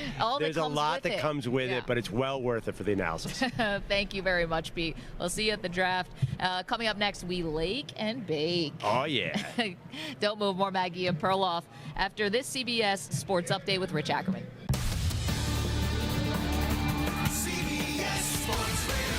Sports Flag. And it's sponsored by Progressive Insurance. Your small business keeps you on the go. Progressive Commercial Insurance keeps your policy within reach with their easy-to-use mobile app. Learn more at progressivecommercial.com. The 49ers will reportedly name Steve Wilks their new defensive coordinator. The last two people who served in that role became head coaches, with DeMeco Ryans recently leaving San Francisco to become the new head man for the Texans. LeBron James is certainly the best of his generation and one of the greatest ever, and can further that status tonight. The King 36 points behind Kareem Abdul-Jabbar on the all-time list of scoring. He can pass the Laker legend tonight when they host the Thunder. James has always had great reverence for the game and said eclipsing the long-standing mark would truly be special. I think it's one of the greatest records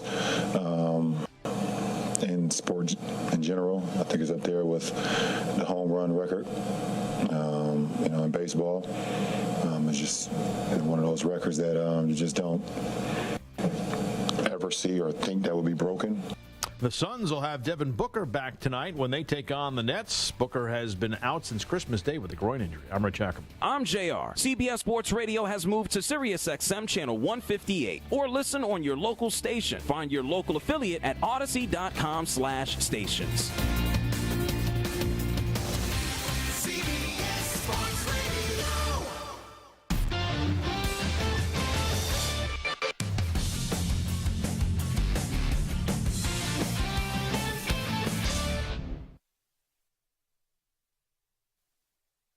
'You're in a 5-minute break.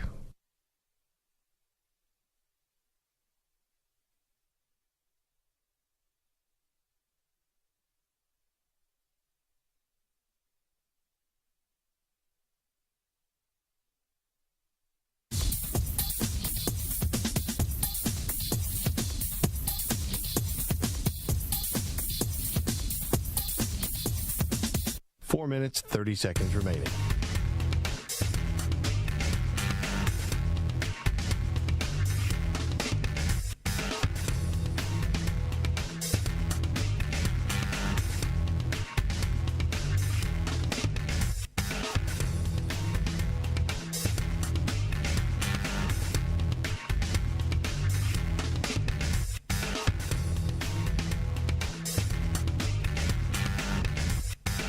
Four minutes remaining.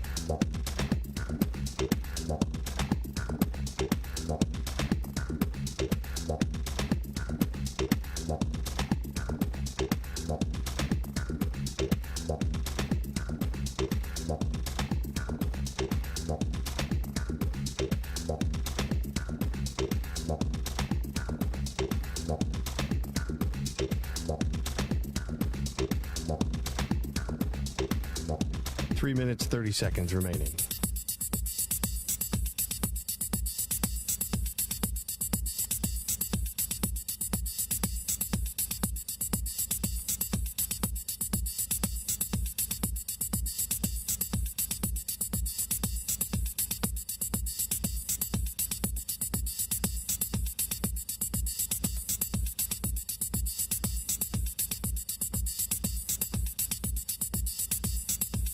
Three minutes remaining.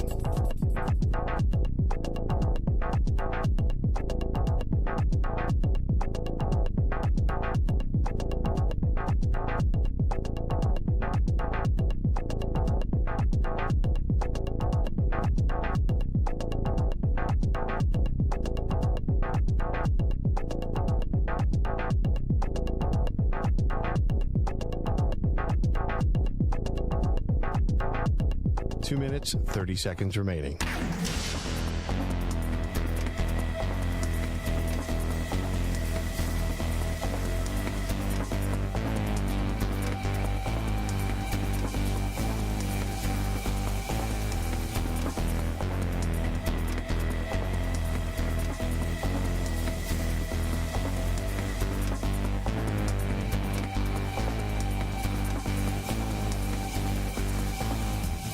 Two minutes remaining.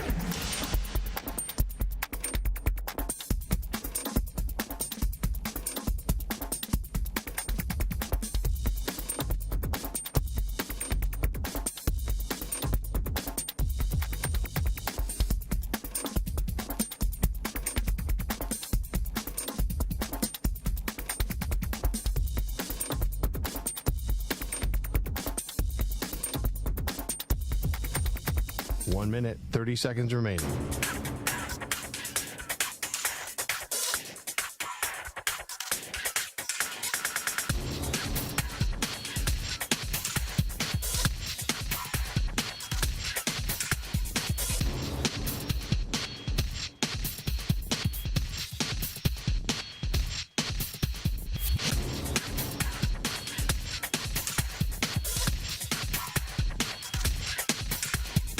One minute remaining.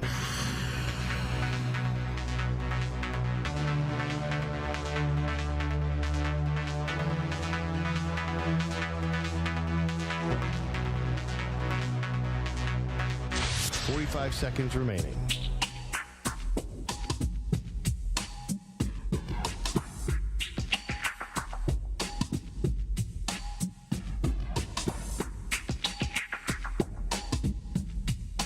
30 seconds remaining.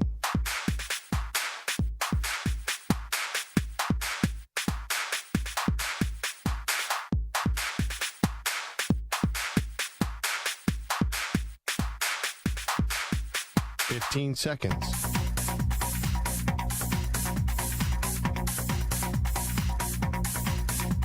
Break ends in 5 seconds.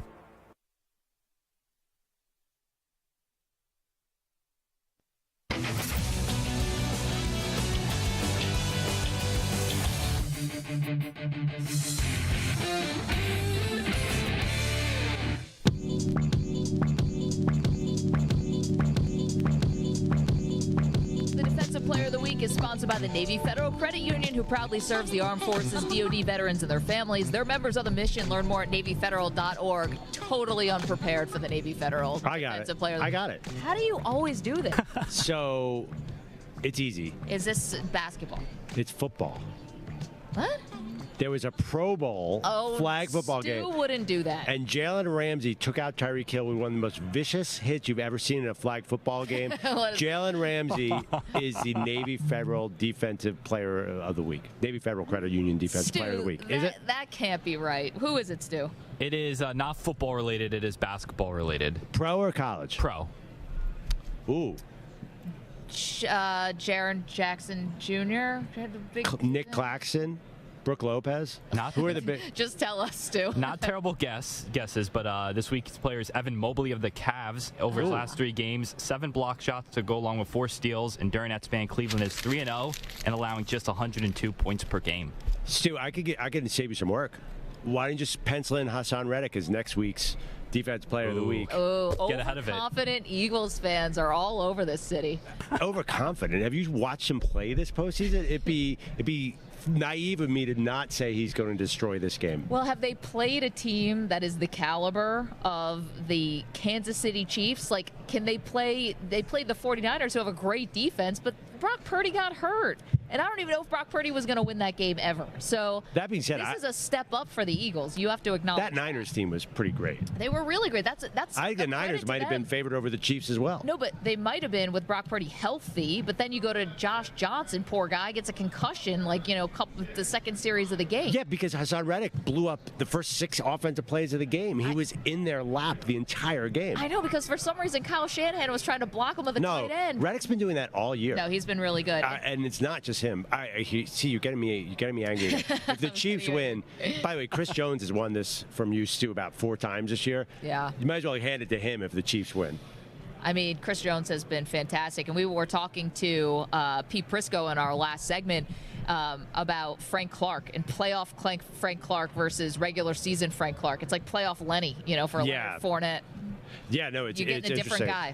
During the season, I think we had a segment where we asked, is he worth that money? Not during the regular season, but I do think if you're going to look for defensive stars, they're on the Philly side of the ball. There's no doubt about that. I would agree with you on that outside of Chris Jones. And, listen, he had I know that the Bengals were missing 3 offensive linemen as opposed to the Eagles, which have the best offensive line in the NFL. So it's going to make his job significantly harder. But I mean, Aaron Donald is 1 sack, and maybe it turns turns Jalen Hurts' shoulder. Maybe that gets weird, and all of a sudden the game's just different. Yeah, remember Aaron Donald kind of single-handedly carried the Rams to a Super Bowl from the same spot where Chris Jones is. Yeah. No, that's definitely a positive. He's an incredible player. That Bengals offensive line, not the exact same thing as what the Eagles are bringing to the game. I do think the Eagles want to run the ball, so they don't have Chris Jones back in their lap. And I'm sure the Chiefs are worried about Hassan Reddick. Because if Mahomes is not as mobile as he usually is, the Eagles got pass rushers. I mean, imagine if Hassan Reddick got to Brock Purdy in the NFC Championship game, and if he gets to Mahomes and changes the game on that side, I mean, that's got to go down for Howie Roseman as like one of the best signings. Yeah, a Philly guy, it's magical. Yeah, went to Temple University. All right, Stu, let's lake and bake. Lake and bake. So LeBron James is doing multiple sit-downs with multiple outlets because he's 36 points away from tying Kareem Abdul-Jabbar's all-time scoring record, right? 36? Is that right? Yeah, 36. 36, yep. Here was LeBron, though, expressing his disappointment about Kyrie Irving getting traded to Dallas. Well, definitely disappointed. I can't sit here and say I'm not disappointed on not being able to land such a talent, someone that I had great chemistry with, and know I got great chemistry with on the floor that can help you win championships. But my focus is shifted now back to where it should be, and that's this club now. LeBron James, so obviously very disappointed that the Lakers were not able to trade for Kyrie Irving. He goes to Dallas, but then LeBron says then you just flip a switch, and now he's on to the next thing. I should mention he's 36 points from passing Kareem, not tying. Yeah, I get it. How much of a missed opportunity do you think this was for L.A.? I don't know, because I don't trust Kyrie to be present. I think LeBron James, on paper, LeBron James, Anthony Davis, and Kyrie Irving is an unstoppable offense. There's no doubt about it. But so is Kevin Durant, Kyrie Irving, and anybody else. And that didn't work out well. Something happens. I think that the Lakers will have some other opportunities. And the reality is, the way LeBron's playing right now, you might wait till the offseason as well to build around him. I think he has one more championship caliber season in him. Yeah, I don't know. When you're getting to LeBron, who I know is playing still incredibly at his age and with the amount of miles he has, but you can't mess around here. Like, you can't get cute. They've already wasted years, I feel like. Even though they won the bubble title, I feel like they've already wasted years with him because, maybe it wasn't the right time. Obviously, the Russell Westbrook, trade was terrible. But they're like, it's like a ticking clock here with LeBron. I know, but there's a reality that this season they might not have what it takes. I mean, you have to recognize that right now they're fighting to be a playoff team, let alone a contender. Yeah, I know, which is why you have to add more than Rui Hachimura, Well, there's a rumor they might be getting Furkan Korkmaz from the Sixers. He's a solid European shooter. Well, how about that? How about Furkan? I'm sure this is the savior that they've been waiting for, Furkan Korkmaz. My favorite line from LeBron was he doesn't want to set the record on a foul shot. Yeah, what do you think it's going to be? Do you think it's going to be the skyhook that he was practicing? I think people have said that. That'd be really cool. It is a lot of pressure to get this right, and I don't think he should get it tonight either. I think that would be a mistake. I think he's got away from Milwaukee. I mean, if he has 34 points and there's 9 minutes left in a close game, what do? You have to keep scoring, right? Or do you, or is the season just a season and you think about history and you want to do it dramatically? Wait. Yeah, it's the Thunder tonight. Right. Lakers Thunder. And the Bucks on Thursday. And the Bucks on Thursday. I think he's doing it tonight. Like, I don't think you can mess around with it. This is, as long as, the moment will be the moment. Yeah. Like, this is the thing about, pro sports. I know we mess around with the NFL. It's scripted, but you just have to let it happen. Well, we watched Kareem's record points. It was a skyhook over Mark Eaton. It could not have been a more boring play. I'm thinking the skyhook was effective, Remember Michael Strahan got his sack when Brett Favre took a dive. Yeah. I remember Mark McGuire's home run was a straight line drive that looked like it was just over the third baseman's head. So you do remember these plays. The thing about Mark McGuire, do you remember he didn't touch first base? Oh, I didn't remember that. He had to go back and touch first. I don't remember Aaron Judge's record-setting home run. Well, it was a screamer, right? Yeah, it was like right into the front row, basically, like three back in the front row. But nothing against Aaron Judge. Left center. If he was a little more dramatic, he could have timed his record home run. I felt like that didn't go down perfectly. It wasn't at Yankee Stadium. Yeah. That's because everyone stopped pitching to him. Oh, okay.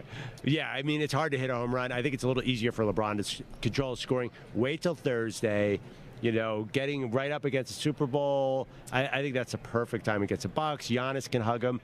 OKC, it's just it doesn't have the panache. Yeah, what if he dunks on Giannis's head? And that is the clip that goes down in history. His classic. And then Giannis tomahawk breaks his scoring record in 10 years and all full circle. Leave it to Perloff. Is the NBA scripted like the NFL? Coming up next, we bought our next guest a gift at Target last night. That's true. Find out what it is and who it is next. Don't move. More Maggie and Perloff right after this.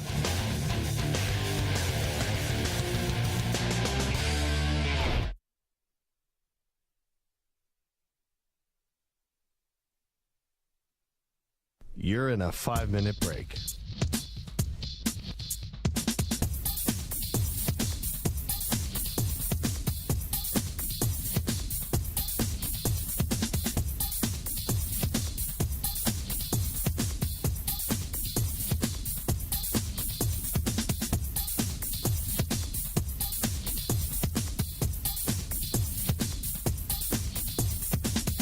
Minutes, 30 seconds remaining.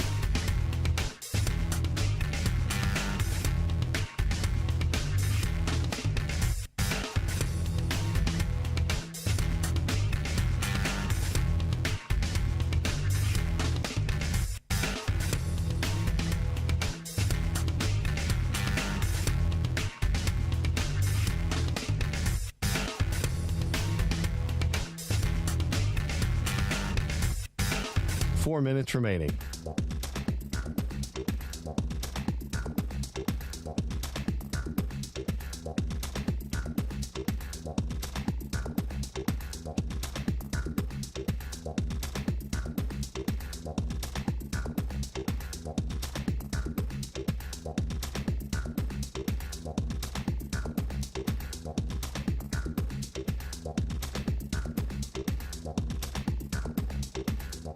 Three minutes, 30 seconds remaining.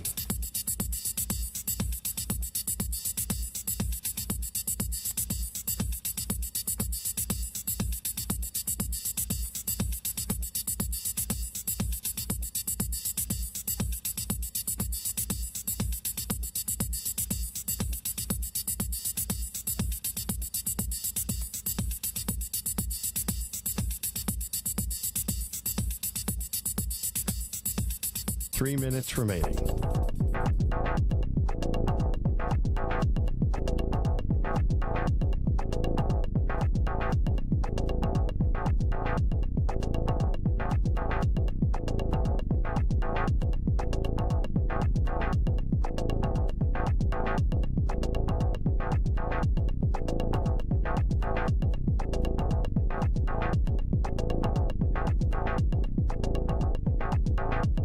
Two minutes, 30 seconds remaining.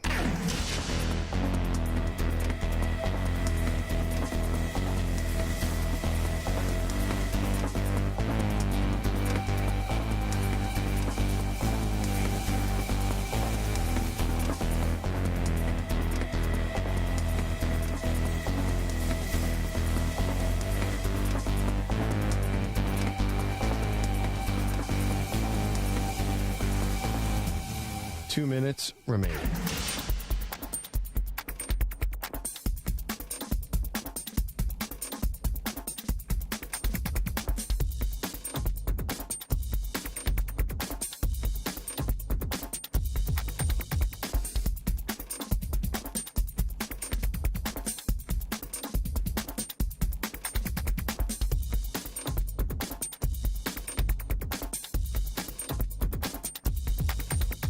One minute, 30 seconds remaining.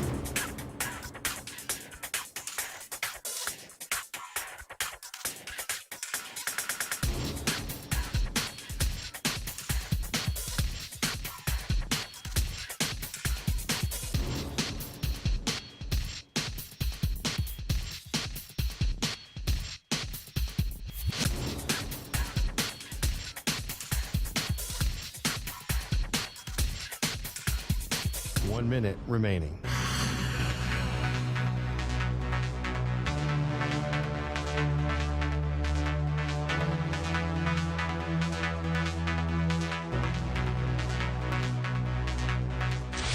Five seconds remaining.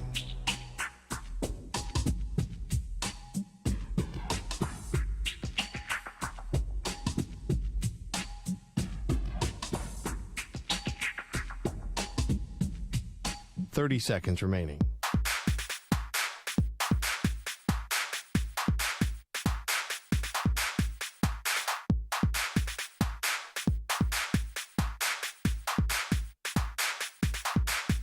Fifteen seconds.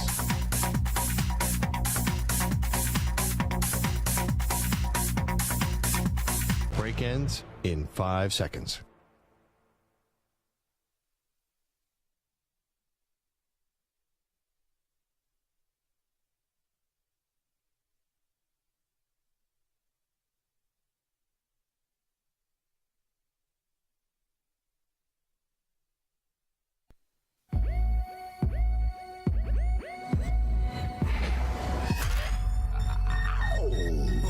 Even if your team wins, let alone the losses, then you kind of like go wherever you got to go into your dark place. Wait. What do you mean you go into your dark place? What does that mean? Where do you go? I don't go into my dark place. That sounds like you have a cave in your basement where you just sit and sulk. She's Batman? Yeah, without the crime fighting. It actually sounds closer to Buffalo Bill from Silence of the Lambs. A little closer, yeah. This dark place. You don't go into a dark place when the Eagles lose? I don't think like just you like do. Endlessly scrolling, just like hoping that Somehow the outcome changes through So different social because the media. last time the Eagles had that magnitude of game, they won. So I can't really relate to what it's like to have Super Bowl expectations of blow lead. And we're So no, my dark place is not quite as dark because there's been light down there. Amazing. Unlike your dark place. They are Maggie and Perloff on CBS Sports Radio.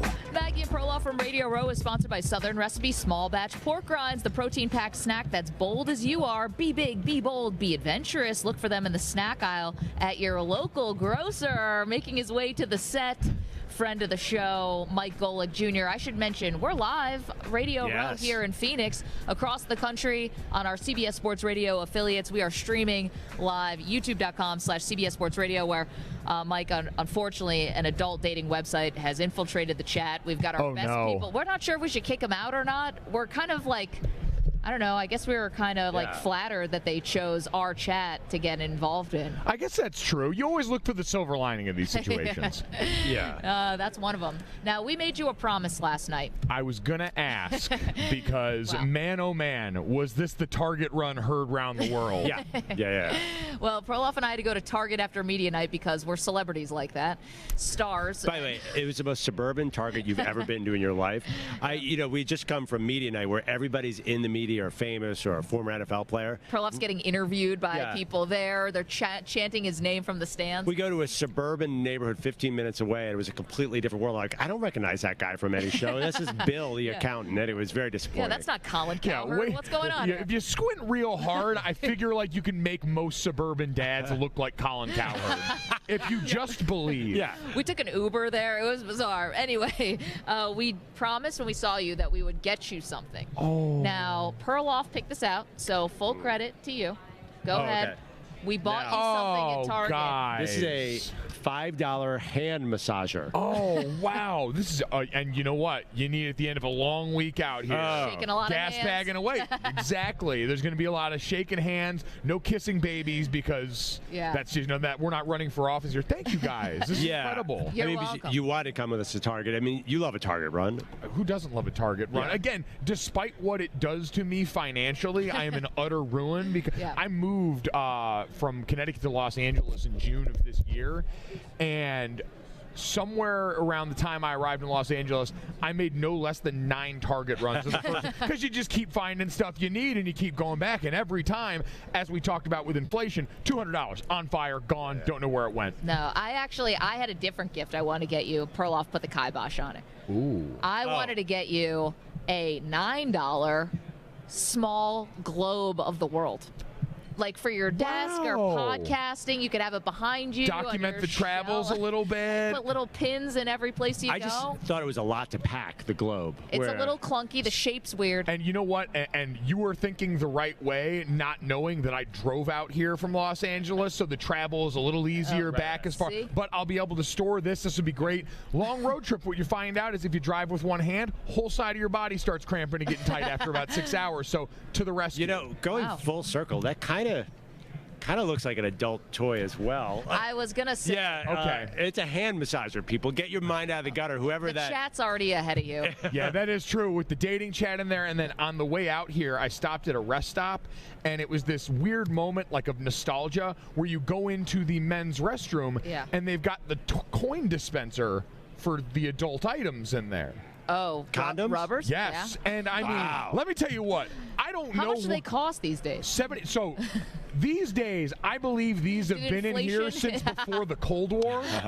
Like we were dealing with nuclear threats, and now we've got balloons, and somehow these condoms had survived the whole thing. And let me tell you what. Those aren't made of rubber. Something about the drugs in the 70s that people were on, the innovation in that technology back then, we somewhat gave up along the way on making those better and more creative. They were dealing with something totally different. Wow, we need to get our best person on this. Like, let's catch everyone up to the 2023. They cannot be older than the condoms that were in my wallet in high school. That one lasted a long time. It had the indentation and like the circle on the wallet. Break in case of emergency, and the emergency never came. Yeah. Oh my gosh! Then all of a sudden, just like disintegrates into dust. That's what I figured. What happened? If I put 75 cents in there, it was just going to shoot like weird plastic dust at me. That's probably a little radioactive. No one wins.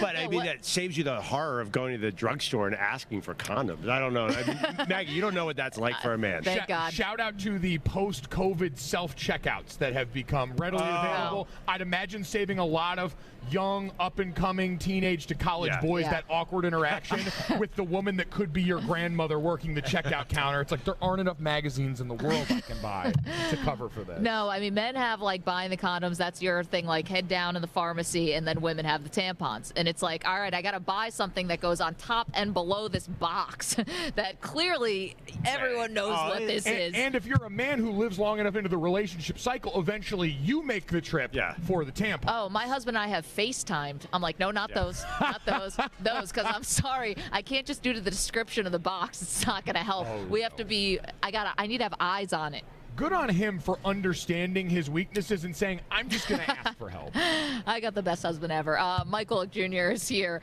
Amazing. Thank you for being a friend of the show. Of course, on behalf of DraftKings, we already told you that we love when we go to the DraftKings app and it's your face giving us like fun teasers and things like that. Okay, wanted to ask you if you saw this. I know you had to rush over here. Aaron Rodgers talking on McAfee today, so it's always news.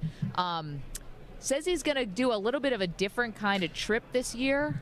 Going to go into a bit of a dark place, he said. That self-described dark place that's going to... Oh, do we have it? Oh, let's all listen to Aaron Rodgers on McAfee. Well, I'm still in the art of contemplation about my future, and that's why I think it's going to be important to get through this week and then to take my, my isolation retreat. What's isolation retreat? We're just going into a cave? Are you not going to talk? It's 4 nights of complete darkness. What? There's a 2-way, like a little slot that they'll drop in some food for you, but it's isolation and darkness. No, no music, no nothing. Is there a bathroom, or you wearing a diaper? You can wear adult diapers if you want, but there's actually a bathroom. This is a troll.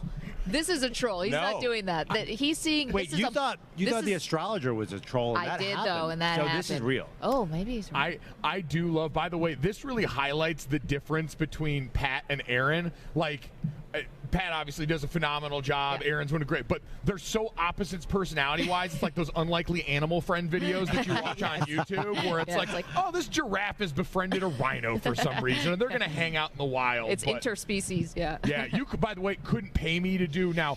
An isolation retreat different than what this sounds like, which is like where like immersion therapy might be in there, where you're in one of those tanks in total darkness.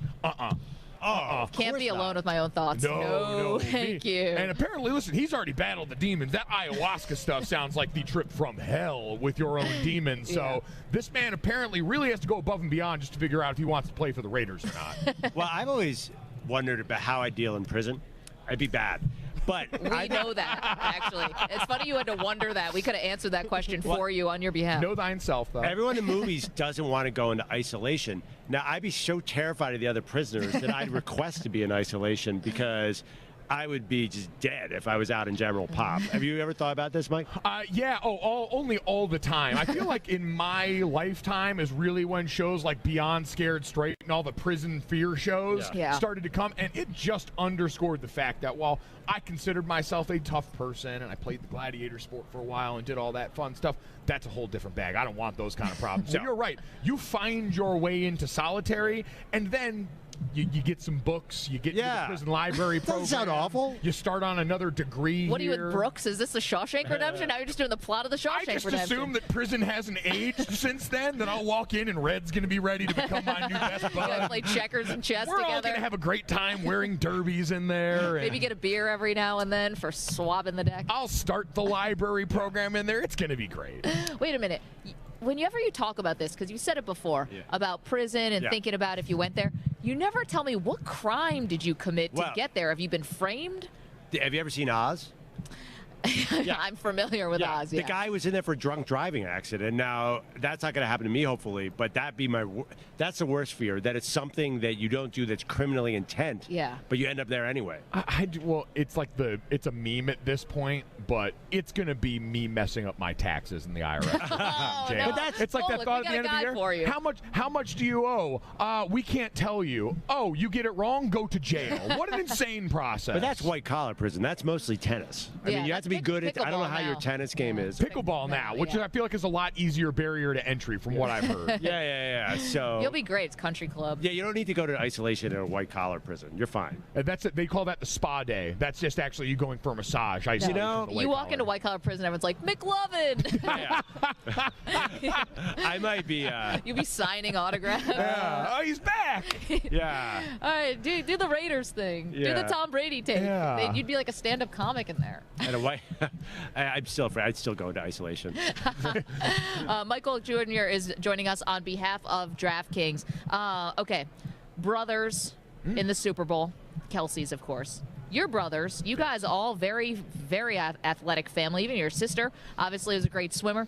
So competitive, like what are Jason and Travis kind of going through now? I don't think you've ever played against your brothers. Yeah, so I was fortunate. I never got to play against my brother. We were always teammates in high school and in college, so we got to experience that together. And it's, along with doing a radio show with my dad, the coolest things I'll ever get to do, to share something that you love so much with a person that you've known and watched put in that work forever. And I think that's why so much of this is just going to be appreciation and support. These guys are high-level competitors. Yeah. They'll turn it loose out there. They're not going in. It's not a Chris and Kyle Long situation where I've heard guys that have had to play against their brothers. That's fun. You don't want to have to do that and go through that because you both know what it took to get here and how people are going to judge that.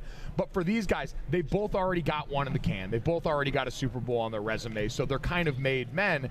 And I'm sure the other is going to think a lot about whoever comes out on the wrong side of this, because they both, I mean, seeing the images and the pictures of Jason Kelce after the Super Bowl in 2017, talking about when he wasn't offered a scholarship coming out of high school, and how his parents told him to keep pursuing the dream, and he walks on, like, Travis knows that journey really intimately. Yeah. Jason knows the journey Travis had was a bumpy one at Cincinnati for him and his time on that team. And so I think when you've got that appreciation for what it took to get here and you both realize you've accomplished your dreams, it's such a celebration for them. Like seeing Donna on stage with them at opening night, it was awesome. That's what it should be. Well, it must be tough for a parent, Donna, being asked to pick favorites. Now, in your family, you don't have to worry about that because everyone knows that Sydney is the favorite of your parents. Well, so we've been told the favorite changes on any given day. Oh. They're constantly ranking us. They've made it abundantly clear. They do have a favorite that changes based on the day, and it will absolutely have an effect on the will when it's all said and done. High-stakes poker. They hold the money over you, really. Oh, yeah. Brilliant. And also, like, you know, you're depending on your kids on what nursing home are you eventually going to get in. Like, this ranking thing, that is smart. They understand it. It's jujitsu. I do want to also, in the brother-on-brother, because Donna, and there's been a lot of conversation about the split jersey. Yeah. Now, she didn't go right down the middle. She's got the shoulder. She's got the front and back there. I want to offer an alternative to parents with incredibly successful sons. And now I'm not saying that about me and my brother. The floor is yours, Gojo. My dad and my Uncle Bob both were in the NFL at the same time. Yeah. And so when my Grandpa Lou and my Grandma Kate used to go to games, we don't see enough hat use on this front. My Grandpa Lou had a hat that had two bills, one on each side. And on one side, I believe it was when my dad played for the Oilers and my Uncle Bob played for the Browns. Right. And so he had a hat that whenever the other was on defense, he would just spin it around. It's incredibly easy to use, and it's a little bit different than the jersey split. You know, glad you didn't go Rob Lowe there, just the NFL logo, because that's not what you want. Or you could just do it instead of the NFL logo, just Kelsey. Yeah, right. Doesn't matter which side. Kelsey. Black hat, Kelsey. Can I ask actually a boring, non-weird question? One. Sure. So the That's Eagles. A great setup while we're doing a radio show. No, everyone, stop your cars. You can take a break from the fun. Eagles offensive line. Yeah. Kelsey is great, and Lane Johnson is great. I was at the Eagles-Niners game. I couldn't believe Lane Johnson controlled Nick Bosa. Peter King wrote, this is the best offensive line maybe in history. Do you put them up there, an all-time offensive lines? I don't know yet. I think a lot of that's going to be decided in this game because it's such a complete challenge for them. We've made note, everyone, about the road the Eagles took to get here and how maybe it didn't have as many challenges as some other places, but they are one of the best by far. They've got two guys in Lane and in Jason that are future Hall of Famers without question. And the fact that they've managed to stay healthy. I used to always look, True Media used to have a stat where you could see how many snaps a given offensive line combination had played together. And for a while, I'd check at the end of every season while that was available. And the teams in the Super Bowl were almost always teams in the top 5 in the league at snaps played together. Continuity matters so much. And so, yes, talent-wise, they're there. With what the offense has allowed them to do, think about it. We're a passing NFL now, or so we thought. We've seen a lot of teams lean back into this run style, ground and pound, and the Eagles have done it. Spread formations, lighter personnel, but you got big athletic freaks that can go out here and get it done like this. They're one of the best we've seen in quite some time, and they've been healthy enough together for long enough to give us time after time, taste after taste of that, overcoming the adversity with injury like Lane. It's incredible. Okay, last one for you. Michael Jr., that was a fantastic breakdown, by the way. Not boring at all, Perloff, despite the setup. Of course, he's also the host of the Gojo podcast, which we absolutely love. Your DraftKings analyst, which way are you leaning for the game? Which way are you betting this game? Leaning Philadelphia right now. Probably going to, I believe the last I saw the line was 1.5 still. Yep. So probably going to go Philly minus 1.5. I'm terrified of the Mahomes part of this. Yep. There's some props in there I really like. Kenneth Gainwell over 19.5 yards. He has been getting more and more of a workload as of late, spelling Miles Sanders. You look at him, the Travis Kelce anytime touchdown's been really good during the postseason, and I feel like as the banged-up weapons for Kansas City have mounted, he's been the one constant in the middle there for Patrick. But I just think the Eagles have controlled the line of scrimmage so well, and we're riding high on Kansas City's defensive line because of what happened against the Bengals front that had 3 guys that were backups that finally looked like it. Yeah.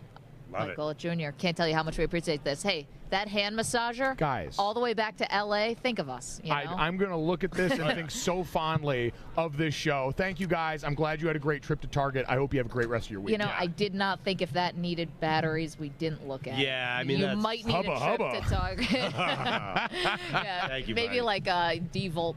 Okay, anyway, thank you so much, Michael Jr., Thanks, guys. DraftKings analyst and host of the Gojo podcast. Coming up, it's been a love fest between Patrick Mahomes and Jalen Hurts, but how much competitive fire is burning right below the surface? Our buddy Ryan Leaf is going to tell us, former NFL quarterback. Don't move. More Maggie and Perloff right after this. You're in a 5-minute break.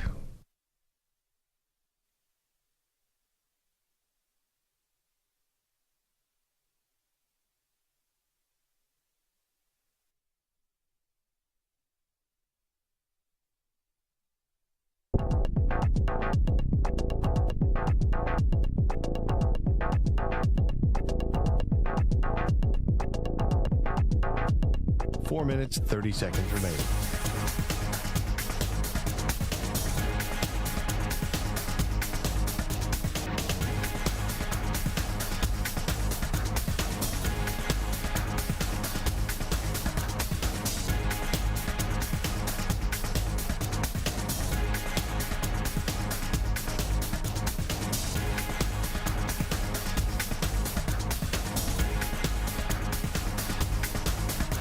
Four minutes remaining.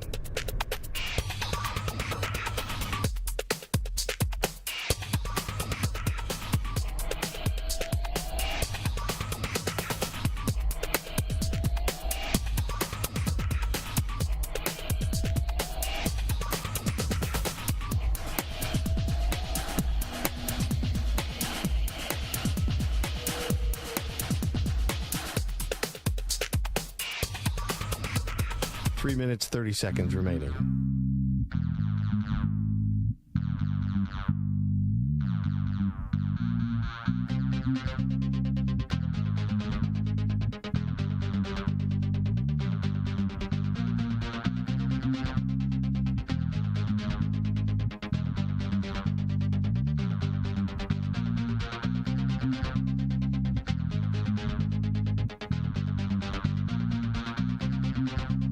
Three minutes remaining.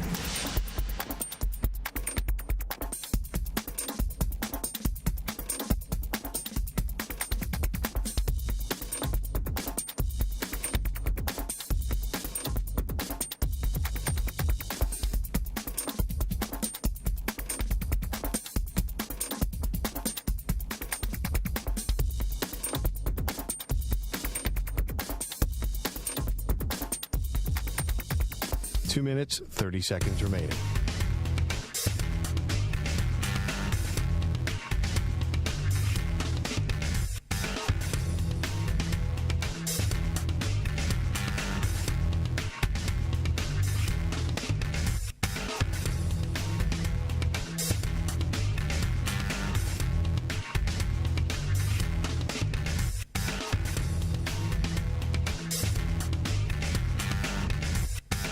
Two minutes remaining.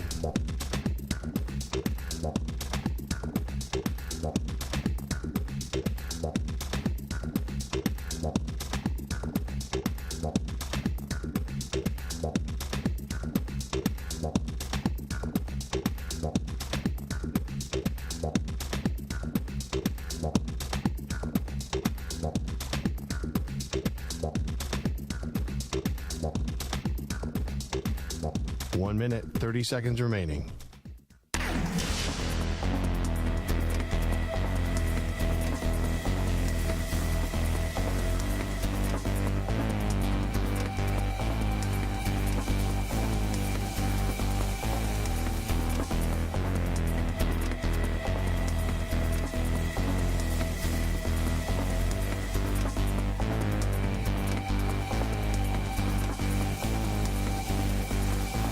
Minute remaining.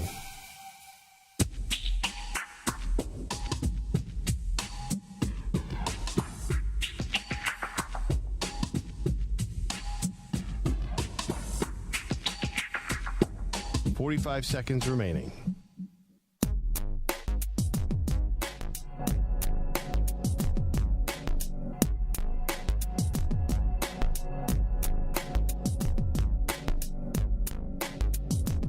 Seconds remaining.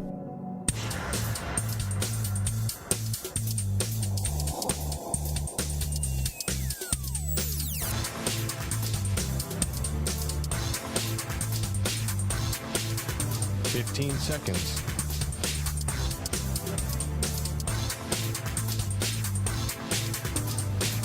Break ends in 5 seconds.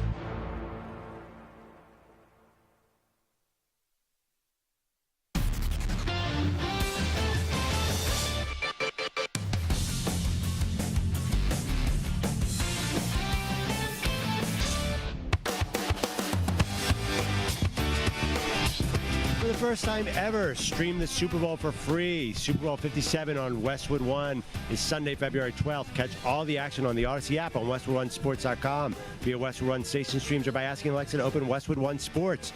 All sponsored by AutoZone. Get in the zone, AutoZone. The free AutoZone Fix Finder service can help troubleshoot the cause of your check engine light for free and get you back on the road. Restrictions apply. Get in the zone. AutoZone. Ah, the rich irony of life. Yep. Maggie Gray. Take my medicine. Maggie Gray causing waves as usual with her take that Nick Sirianni should not bring his kids up to the podium in a press conference. And dear friend of the show, Ryan Leaf, is here. And what's happening? What's happening? His adorable son MacGyver, who's 5 years old, is sitting here on our set. Hi, MacGyver. And it's awesome. So what is your problem, Maggie? I know, and I deserve it. Everyone, come on. Just pile it on This is me. what karma is. Yes. Totally, yeah. And I deserve like a big dose of it. Just come kick me right in the face. I'm happy MacGyver's here. I'm happy that Ryan is here. Yeah. This is just too good. Yeah, Ryan, how you doing? Welcome to another Super Bowl. You were one of our first guests when Maggie and Perloff started last year on the Super Bowl. It's great to see you. I know this week is crazy busy for you. How's Arizona so far? It's great. We got in a little late, traveling with my family. MacGyver finally is kind of starting to understand what maybe Dad does a little bit. Yeah. He kind of likes the fact that he gets to be on TV sometimes and stuff. And, it's been hit or miss today. But it's a lot of fun being here.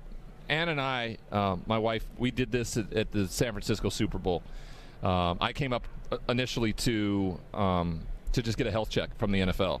And Paulie Paps and Andrew were doing the Dan Patrick Show, of course, and they asked me to come on. I hadn't done any press since I got out of prison. And as we all know, Dan's an incredible interviewer. Yep. And that interview alone did so much for what my career ended up being. And it started there, and Anna took me through all of Radio Row. I got to practice, really, and it's kind of where this all started. So we've been doing it for, whatever many years that's been, 2016 Super Bowl or something like that? Yeah. Yeah, it's pretty remarkable. Happy to be back. Awesome to see you guys. Love to see how the show has flourished in the year and be able to come on from time to time. Well, yeah, because my hot takes about how kids shouldn't be up on podiums, of course, that's what's catapulting us right to the top. But, you've been such an open book with us and with the public now. Do you and your wife talk about how you want to talk to your son about your career, about everything? We did. Actually, this is something her and I talked about in the car the other day. Like, do we wait until, he comes home and asks a question because maybe somebody said something in a derogatory way, or do we, preempt it and have a conversation about it? And I don't think the football side of things is anything we're going to have to address. It's going to be the other stuff, sure. And that's a timetable thing that we decide as parents. And but I think what ended up being the coolest thing about all this is that I'll be more prepared to be a better parent because of the perspective I have. Yeah.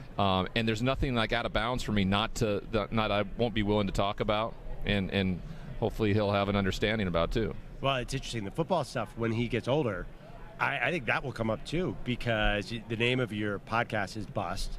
People view you that way. Come draft time, he's going to watch the Manning Leaf documentary, the 30 for 30. It's interesting. How do you feel about that stuff now? Is it taken some time to get used to people labeling you that? I don't think you ever get used to it. What the fact of the matter is, my peers don't call me that. Yeah. But the 27,000 of us who played in the NFL, when I run into my brothers here, they don't look at me that way because they understand how difficult it is to get where you're going. We just watched the greatest of all time retire after 23 years. There's guys that played 1 year who struggle with the transition just as much as Tom Brady's going to struggle with the transition. He has a better transitional plan ahead of him, of course, with everything that's laid out for him. But his identity is being encapsulated by football and being one of the greatest at doing it. What is that going to look like when he doesn't have it? So I think it's important for all of us former players to be there for one another. So the Bust identity was something that haunted me because I listened to so much about what other people thought of me. So the way I guess took the power back, I named it my podcast, did over 1 million downloads, and now all the people that have called me Bust have made me a lot of money over the last couple of years. There you go. We love it. Ryan Leaf is a good friend of the show, of course, host of the StraightLine podcast on PointsBetUSA. Let's flesh this out a little bit. What's waiting for Brady now? Because, we know Fox, and he's going to take, a year off, but, that's fine in his family. But, the first, few weeks and months after you retire, what's waiting for him? That's going to be incredibly difficult. It is. That transition, regardless of what your career looked like, your identity has been being a football player, right? It's normally to go to start training to prepare for what the season has to offer, right? It's going to be different. I did like the fact that they announced he wasn't going to go into the booth for another year, so we can kind of do that. Clearly, it looks like it's all about thirst trapping. That's what it sounds like. Listen, wow. He put it out there. He did put it out there. Comment. How come he looked like a Sim character? Someone put it in my mentions. They think it was photoshopped. I'm like, I don't think so. He's so proud of his body, obviously, with TB12 and putting a picture of himself in his underpants on the internet. Which I went through this midlife crisis about a year ago when I lost a bunch of weight and I could see abs for the first time, and I took selfie pictures of it, and I'm like, I was told immediately that don't do that ever again. So that's what having a great wife by your side. Yeah. That's awesome. Ryan Leaf is here. I was saying that he's having a midlife crisis, and even that he's the greatest at. This dude doesn't mail it in. He does not mail it in. He does a great job at it. I have a question for MacGyver Leaf, though. Yeah. MacGyver Leaf's on headset right to my left, yes. Yeah. MacGyver Leaf, who do you like in this game? The Eagles or the didn't even have to get out of mouth. The Chiefs. He's all over the Chiefs. That's where I am, too. Don't say that to Perloff, who's from Philadelphia. Well, yeah, what he the might heck, throw a MacGyver? cheesesteak at you. What's your problem with the Eagles, MacGyver? Well, I'm all over the Eagles, by the way. Oh, you are? Yeah. For why? They're just the best team, the most complete team. Yeah. They're going to make this Super Bowl reminds me a ton of the Denver Broncos Seattle Seahawks Super Bowl. Oh, wow. That was a blowout. It was. And so at first I thought it was going to be a real blowout. The closer we've gotten to the game, the scales have been really tilted in favor of the Philadelphia Eagles. But as we get closer to the game, you add number 15, and he just finds a way to balance those scales. Ultimately, I think that Philly wins by a field goal. Ryan, have you ever had a high ankle sprain like Mahomes has right now? Oh, yeah. How do you think it'll affect him?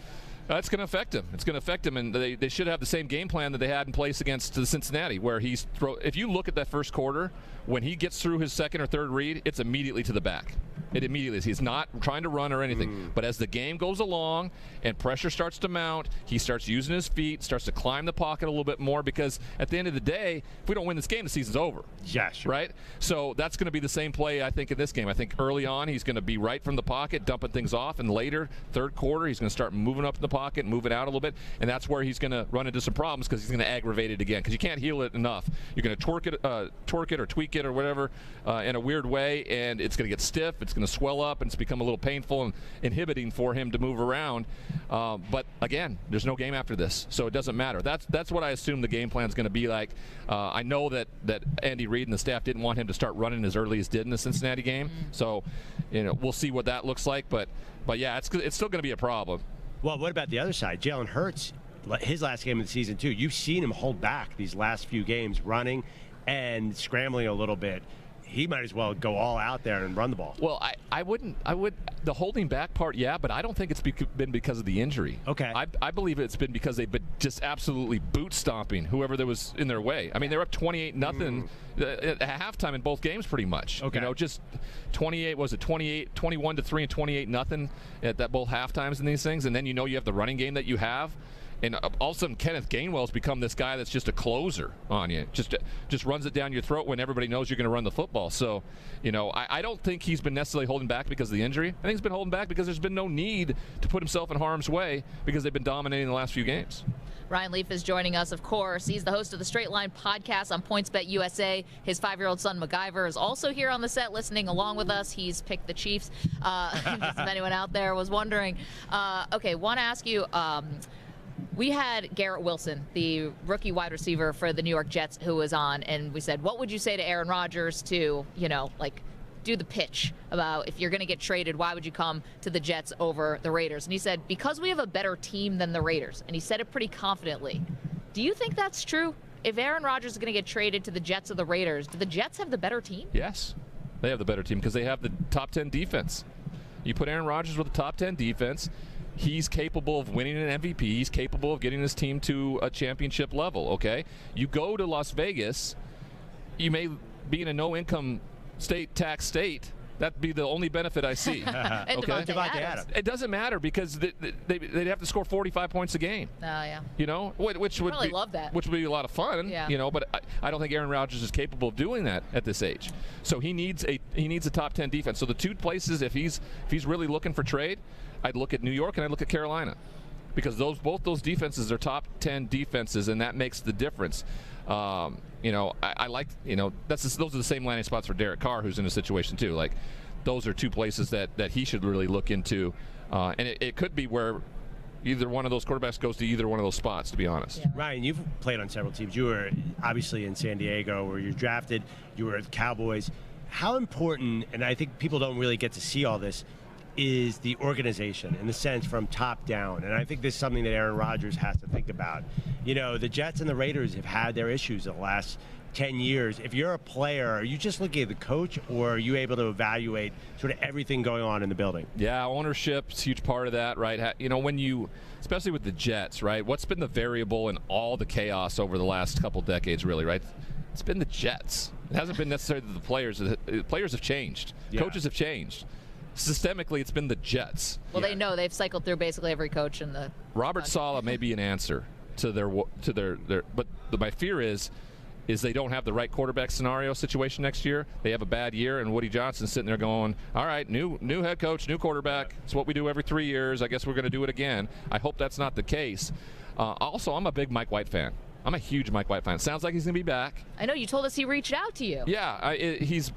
What's so ironic about that is like a guy that wasn't in the same boat as me in terms of expectations and everything. And you got a guy sitting in the same quarterback room that is it's just the stigma around struggling and weakness at the quarterback position, especially when you're supposed to be so talented and so have so many expectations.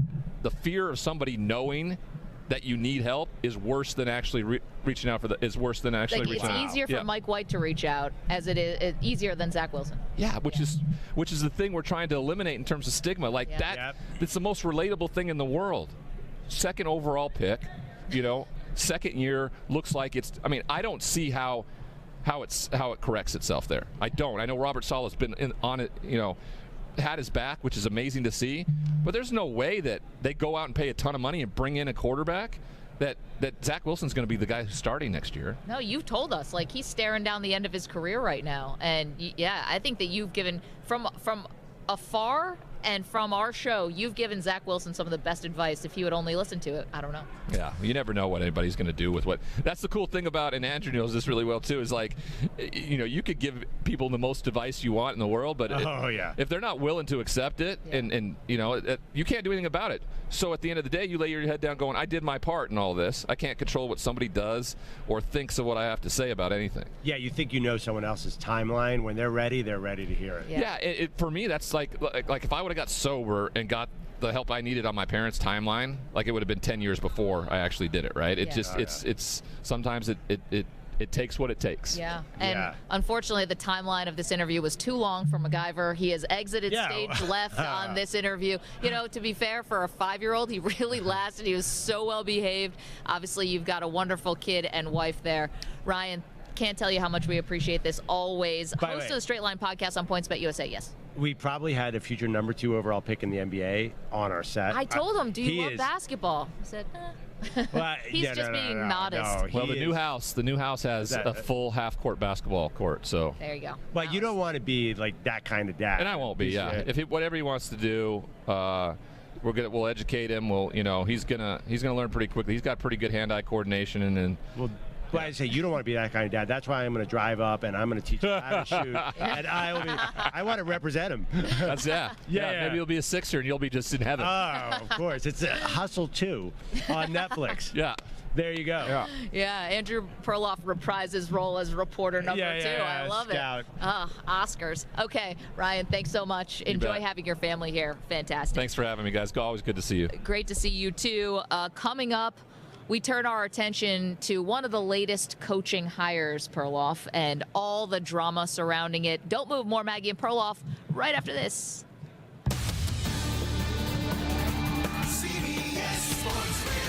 Sports Flash. Well, with Patrick Mahomes nursing a sore ankle and facing a defensive front that was the best in the NFL, the Chiefs' offensive line will be under scrutiny Sunday. Head coach Andy Reid said this unit is even better than the previous ones that went to the Super Bowl. The offensive line has done a nice job. We actually have a couple of the guys still remaining from that team, and then we've added a few in. Brett Veach made that one of his projects after that Super Bowl, and did a nice job of bringing in the new guys. They fit in well and done well. The 49ers are reportedly hiring Steve Wilks as their new defensive coordinator. The former Panthers interim replaces DeMeco Ryans, who was named head coach of the Texans. In addition to being the NBA's best, LeBron James is also a big sports fan, so he understands how special the NBA's all-time scoring record is, and he is closing in on it. 36 points shy of passing Kareem Abdul-Jabbar on the all-time list, and he can do it tonight when the Lakers host the Oklahoma City Thunder. The Suns welcome back Devin Booker, who's yet to play in 2023. They're in Brooklyn tonight, and the three-time All-Star has been out since Christmas Day with a groin injury, but will be back tonight. I'm Rich Ackerman. Coming up later, it's the Zach Gelb Show, live from Radio Row. Trevor Lawrence, the QB of the Jaguars, will stop by, and David Tyree, 6 p.m. Eastern, 3 Pacific.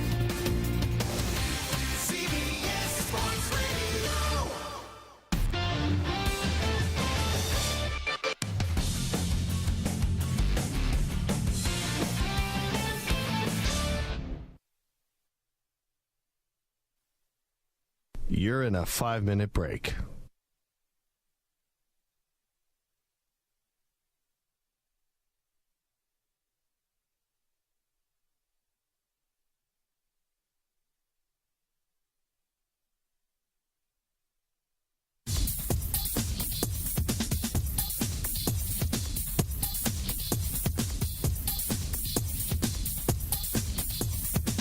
Four minutes, 30 seconds remaining.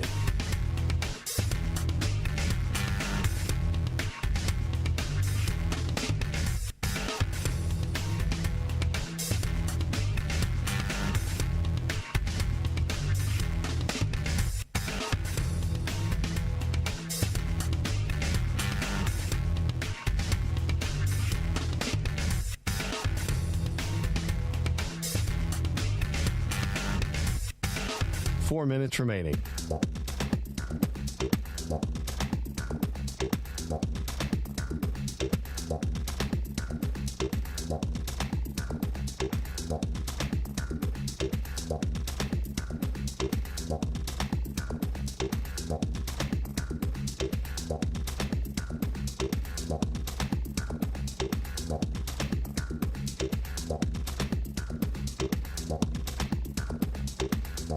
Three minutes, 30 seconds remaining.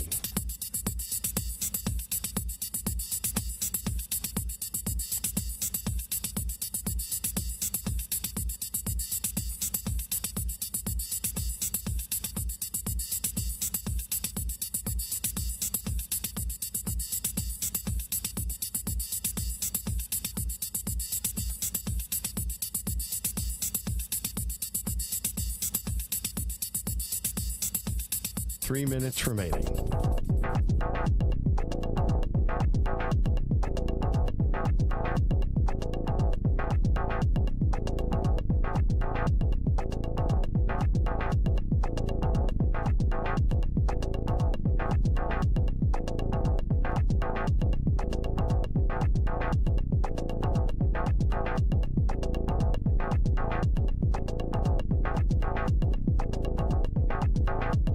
Two minutes, 30 seconds remaining.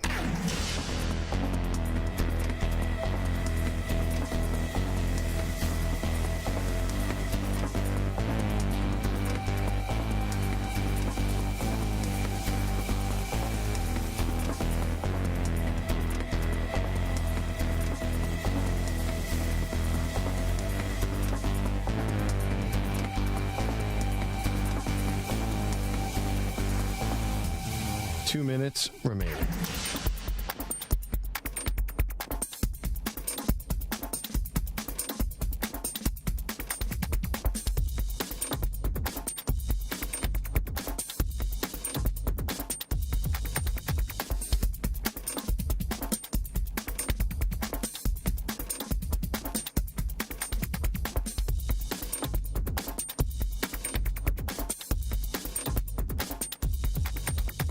One minute, 30 seconds remaining.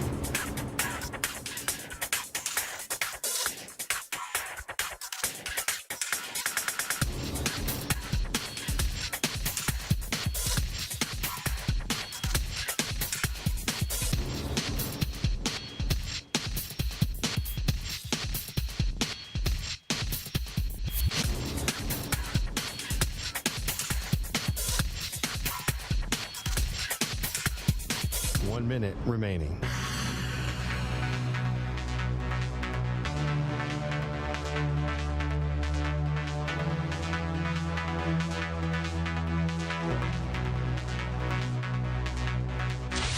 Five seconds remaining.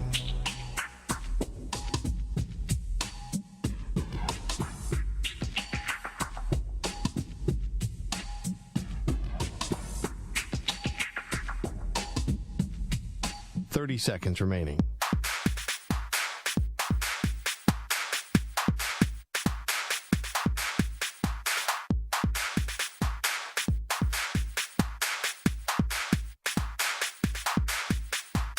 Seconds.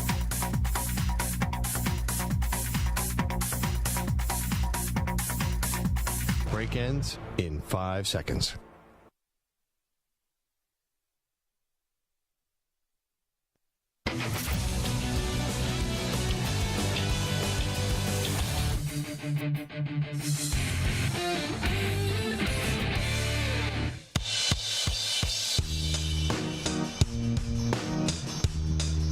Maggie and Perloff, we're at Radio Row in the Phoenix Convention Center. And as we mentioned yesterday, Perloff, we are so happy and proud to have a new member of the Maggie and Perloff family, and that is the incredible folks at Casamigos Tequila. So with that in mind, it is time for the Casamigos Shot of the Day. He shoots!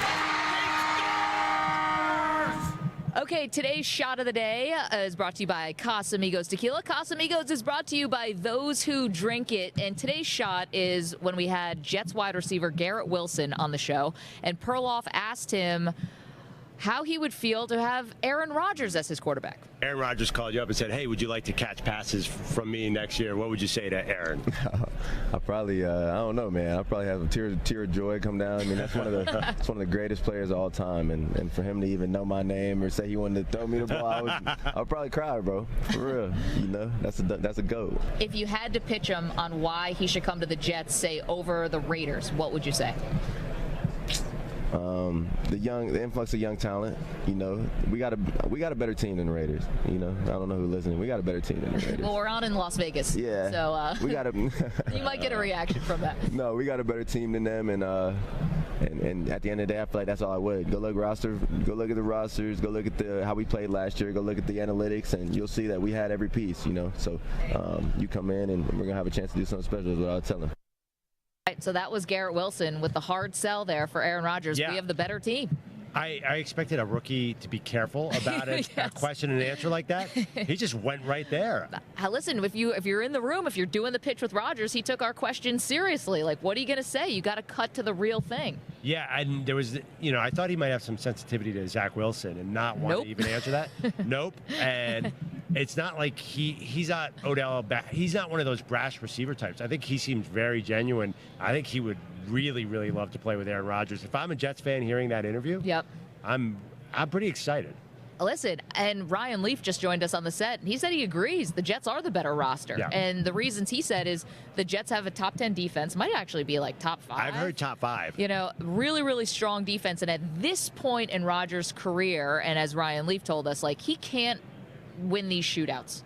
You know, the 45 points a game, like, that's just not Rodgers who he is right now. Now, I'm not sure about that. He was MVP 2 years ago, but yeah. Yeah, no, you're right.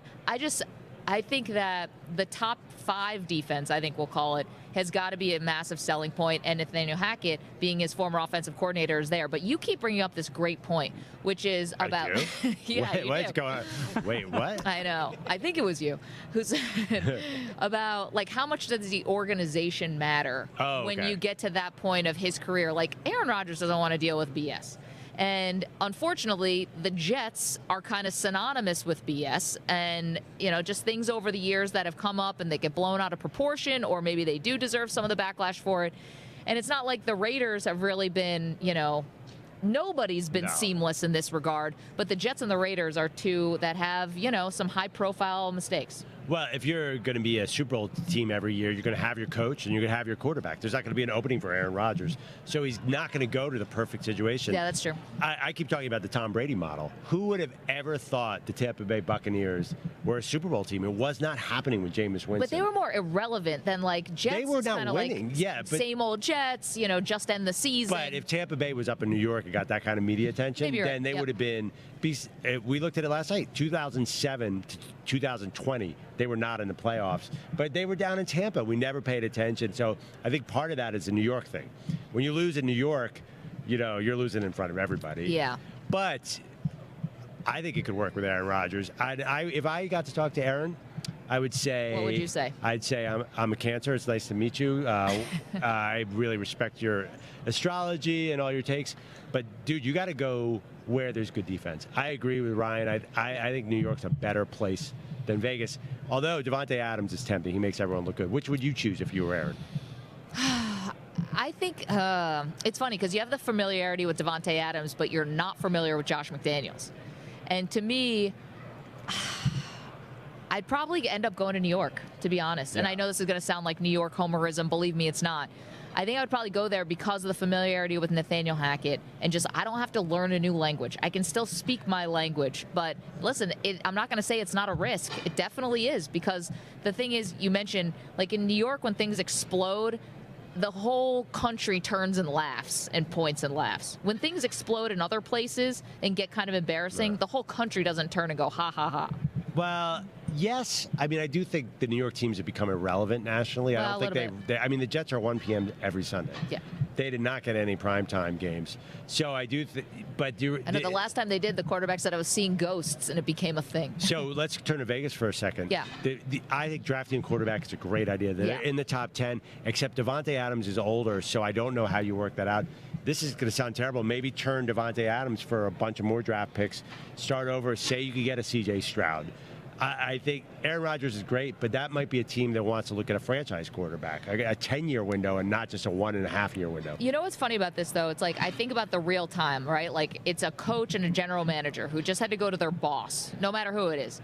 You go to your boss and say, we got a great idea. We're going to trade for Davante Adams. And then you're going to have to pay him a bunch of money. Yeah. And then a year later, you come to and you go, I got a great idea. We're going to trade Davante Adams. And like, if I'm an owner, if I'm the boss, I'm like, what the hell? You just sold me on one thing, and now you're selling me the exact opposite. Well, that's how teams work. I mean, Joe Douglas, the GM of the Jets, has to go in and say, all right, I missed on the number 2 overall pick at quarterback, but I got the solution at quarterback. Yeah, so you have to listen to him. Yeah, at least he's built a I mean, how hard is it to walk into an owner's office and say, hey, I think we could trade for Aaron Rodgers? If you're 30 out of 32 owners, you're like, okay, let's do it. I want to hear more about that. Yeah. Of course, we mentioned Casamigos, and a huge thank you to George Clooney, to Randy Gerber, to Mike Meldman, to Lee Einsteidler, is our good buddy. And thinking about the Super Bowl, see, I love a margarita. Like, that's my thing. I'm a 12th month out of the year margarita person. Like, I don't have to be on vacation. It doesn't have to be summer. And I'm looking on the Casamigos website, Smoky Casa Margarito. You get the Casamigos, the fresh lime juice, simple syrup, do a little orange bitters. Ooh. Great cocktail.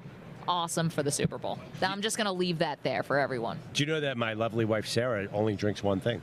Margs? Margaritas. Yes. And there's this place down the street from us, and you got to come to Brooklyn with Sarah, and that's all she wants is margaritas. So we would have a great Super Bowl party. Unfortunately, we will not be able to do that because my team's in the game, so I'll be there. I know you're preoccupied. I don't. Thank you for bringing that up. It's really again. weird. I mean, it must be a foreign idea for you to watch your team in the Super Bowl. You know what? I wish I had a comeback, but it has been a foreign idea for me to watch my team in the Super Bowl. Okay, a guy who now can enjoy a lot more margaritas so with his free time is Tom Brady. Now, what was interesting about Brady is he's still doing the Let's Go podcast with Jim Gray, and they had a special surprise guest, Bill Belichick. Now, Belichick went on and on about how amazing Brady is, and then Brady responded and talked about his relationship with Belichick and the outside forces that were always trying to pull them apart. In my view, it was just people always trying to pull us apart, and I don't think we ever even felt that with each other. We never were trying to pull each other apart. We actually were always trying to go in the same direction. And we didn't always agree, but we always respected each other. I know he respected me for the job that I did, and I certainly did the same. And I think even when you go away from each other, you respect each other probably that much more. I certainly did. Yeah. Okay, a little revisionist history here, or maybe like looking back at the good old days? Yeah, no, I think so. But listen, from the Belichick standpoint, 2 years of Mac Jones under Matt Patricia and all whatever is happening in New England will make you appreciate Brady. Of course. I think the same thing goes for Brady and how tough this year was. I do think that maybe this idea that they didn't get along and it wasn't fun, maybe we jumped on it a little too much because, I don't know, do you think it was legit that Brady was tired of Belichick? I do. I do. I mean, they were together for 19 years, right? Yeah. And it was incredibly successful, but I think the Alex Guerrero stuff was real. About how Brady wanted his body man, Guerrero, and also Guerrero kind of spreading the TB12 around to other guys in the locker room. It was maybe undermining or undercutting what some of the Patriots employees were trying to do in terms of the training staff or nutritionists or whatever. So I think that was a real point of contention. And I think, like all great dynasties, they were vying for credit. I do think so. And I think it's Kraft, Robert Kraft. I think it's Belichick. And I think Brady all wanted to make sure they were remembered and are remembered as the reason that the legacy, the dynasty happened. But I also think there were some real football reasons that the Patriots were starting to lose a lot of skill, especially on offense. Brady, I think that last year was tough. Might have wanted to get out of there for that reason. And I think Belichick is like, where are we going with Tom Brady? It's time to start over and find our new Tom Brady. Turns out both of them, Brady was more right than Belichick was, if that's the case. No doubt. And also, maybe goes back to Belichick wanted to trade Brady and start Garoppolo. Yes. Yeah, and who knows who else. I think Belichick was probably looking beyond Brady for 5 years. You know, I mean, that was Bill's MO. Like, that was his way. So, anyway, some very interesting things said on the Let's Go podcast. A lot of people to thank today. Thank you to Mike Samter, of course, to Stu Kovacs, holding it down back at HQ. Thank you to Anthony Vitelio. Thank you to Frank Lewis. Thanks to Dan Silverman. Thanks to Dave Marinick. Thank you to all of our incredible guests today. We appreciate you. And the Weedos and the Purple Drankers in the chat. All those little kids sitting at press conferences around the world. Oh, boy. See you tomorrow.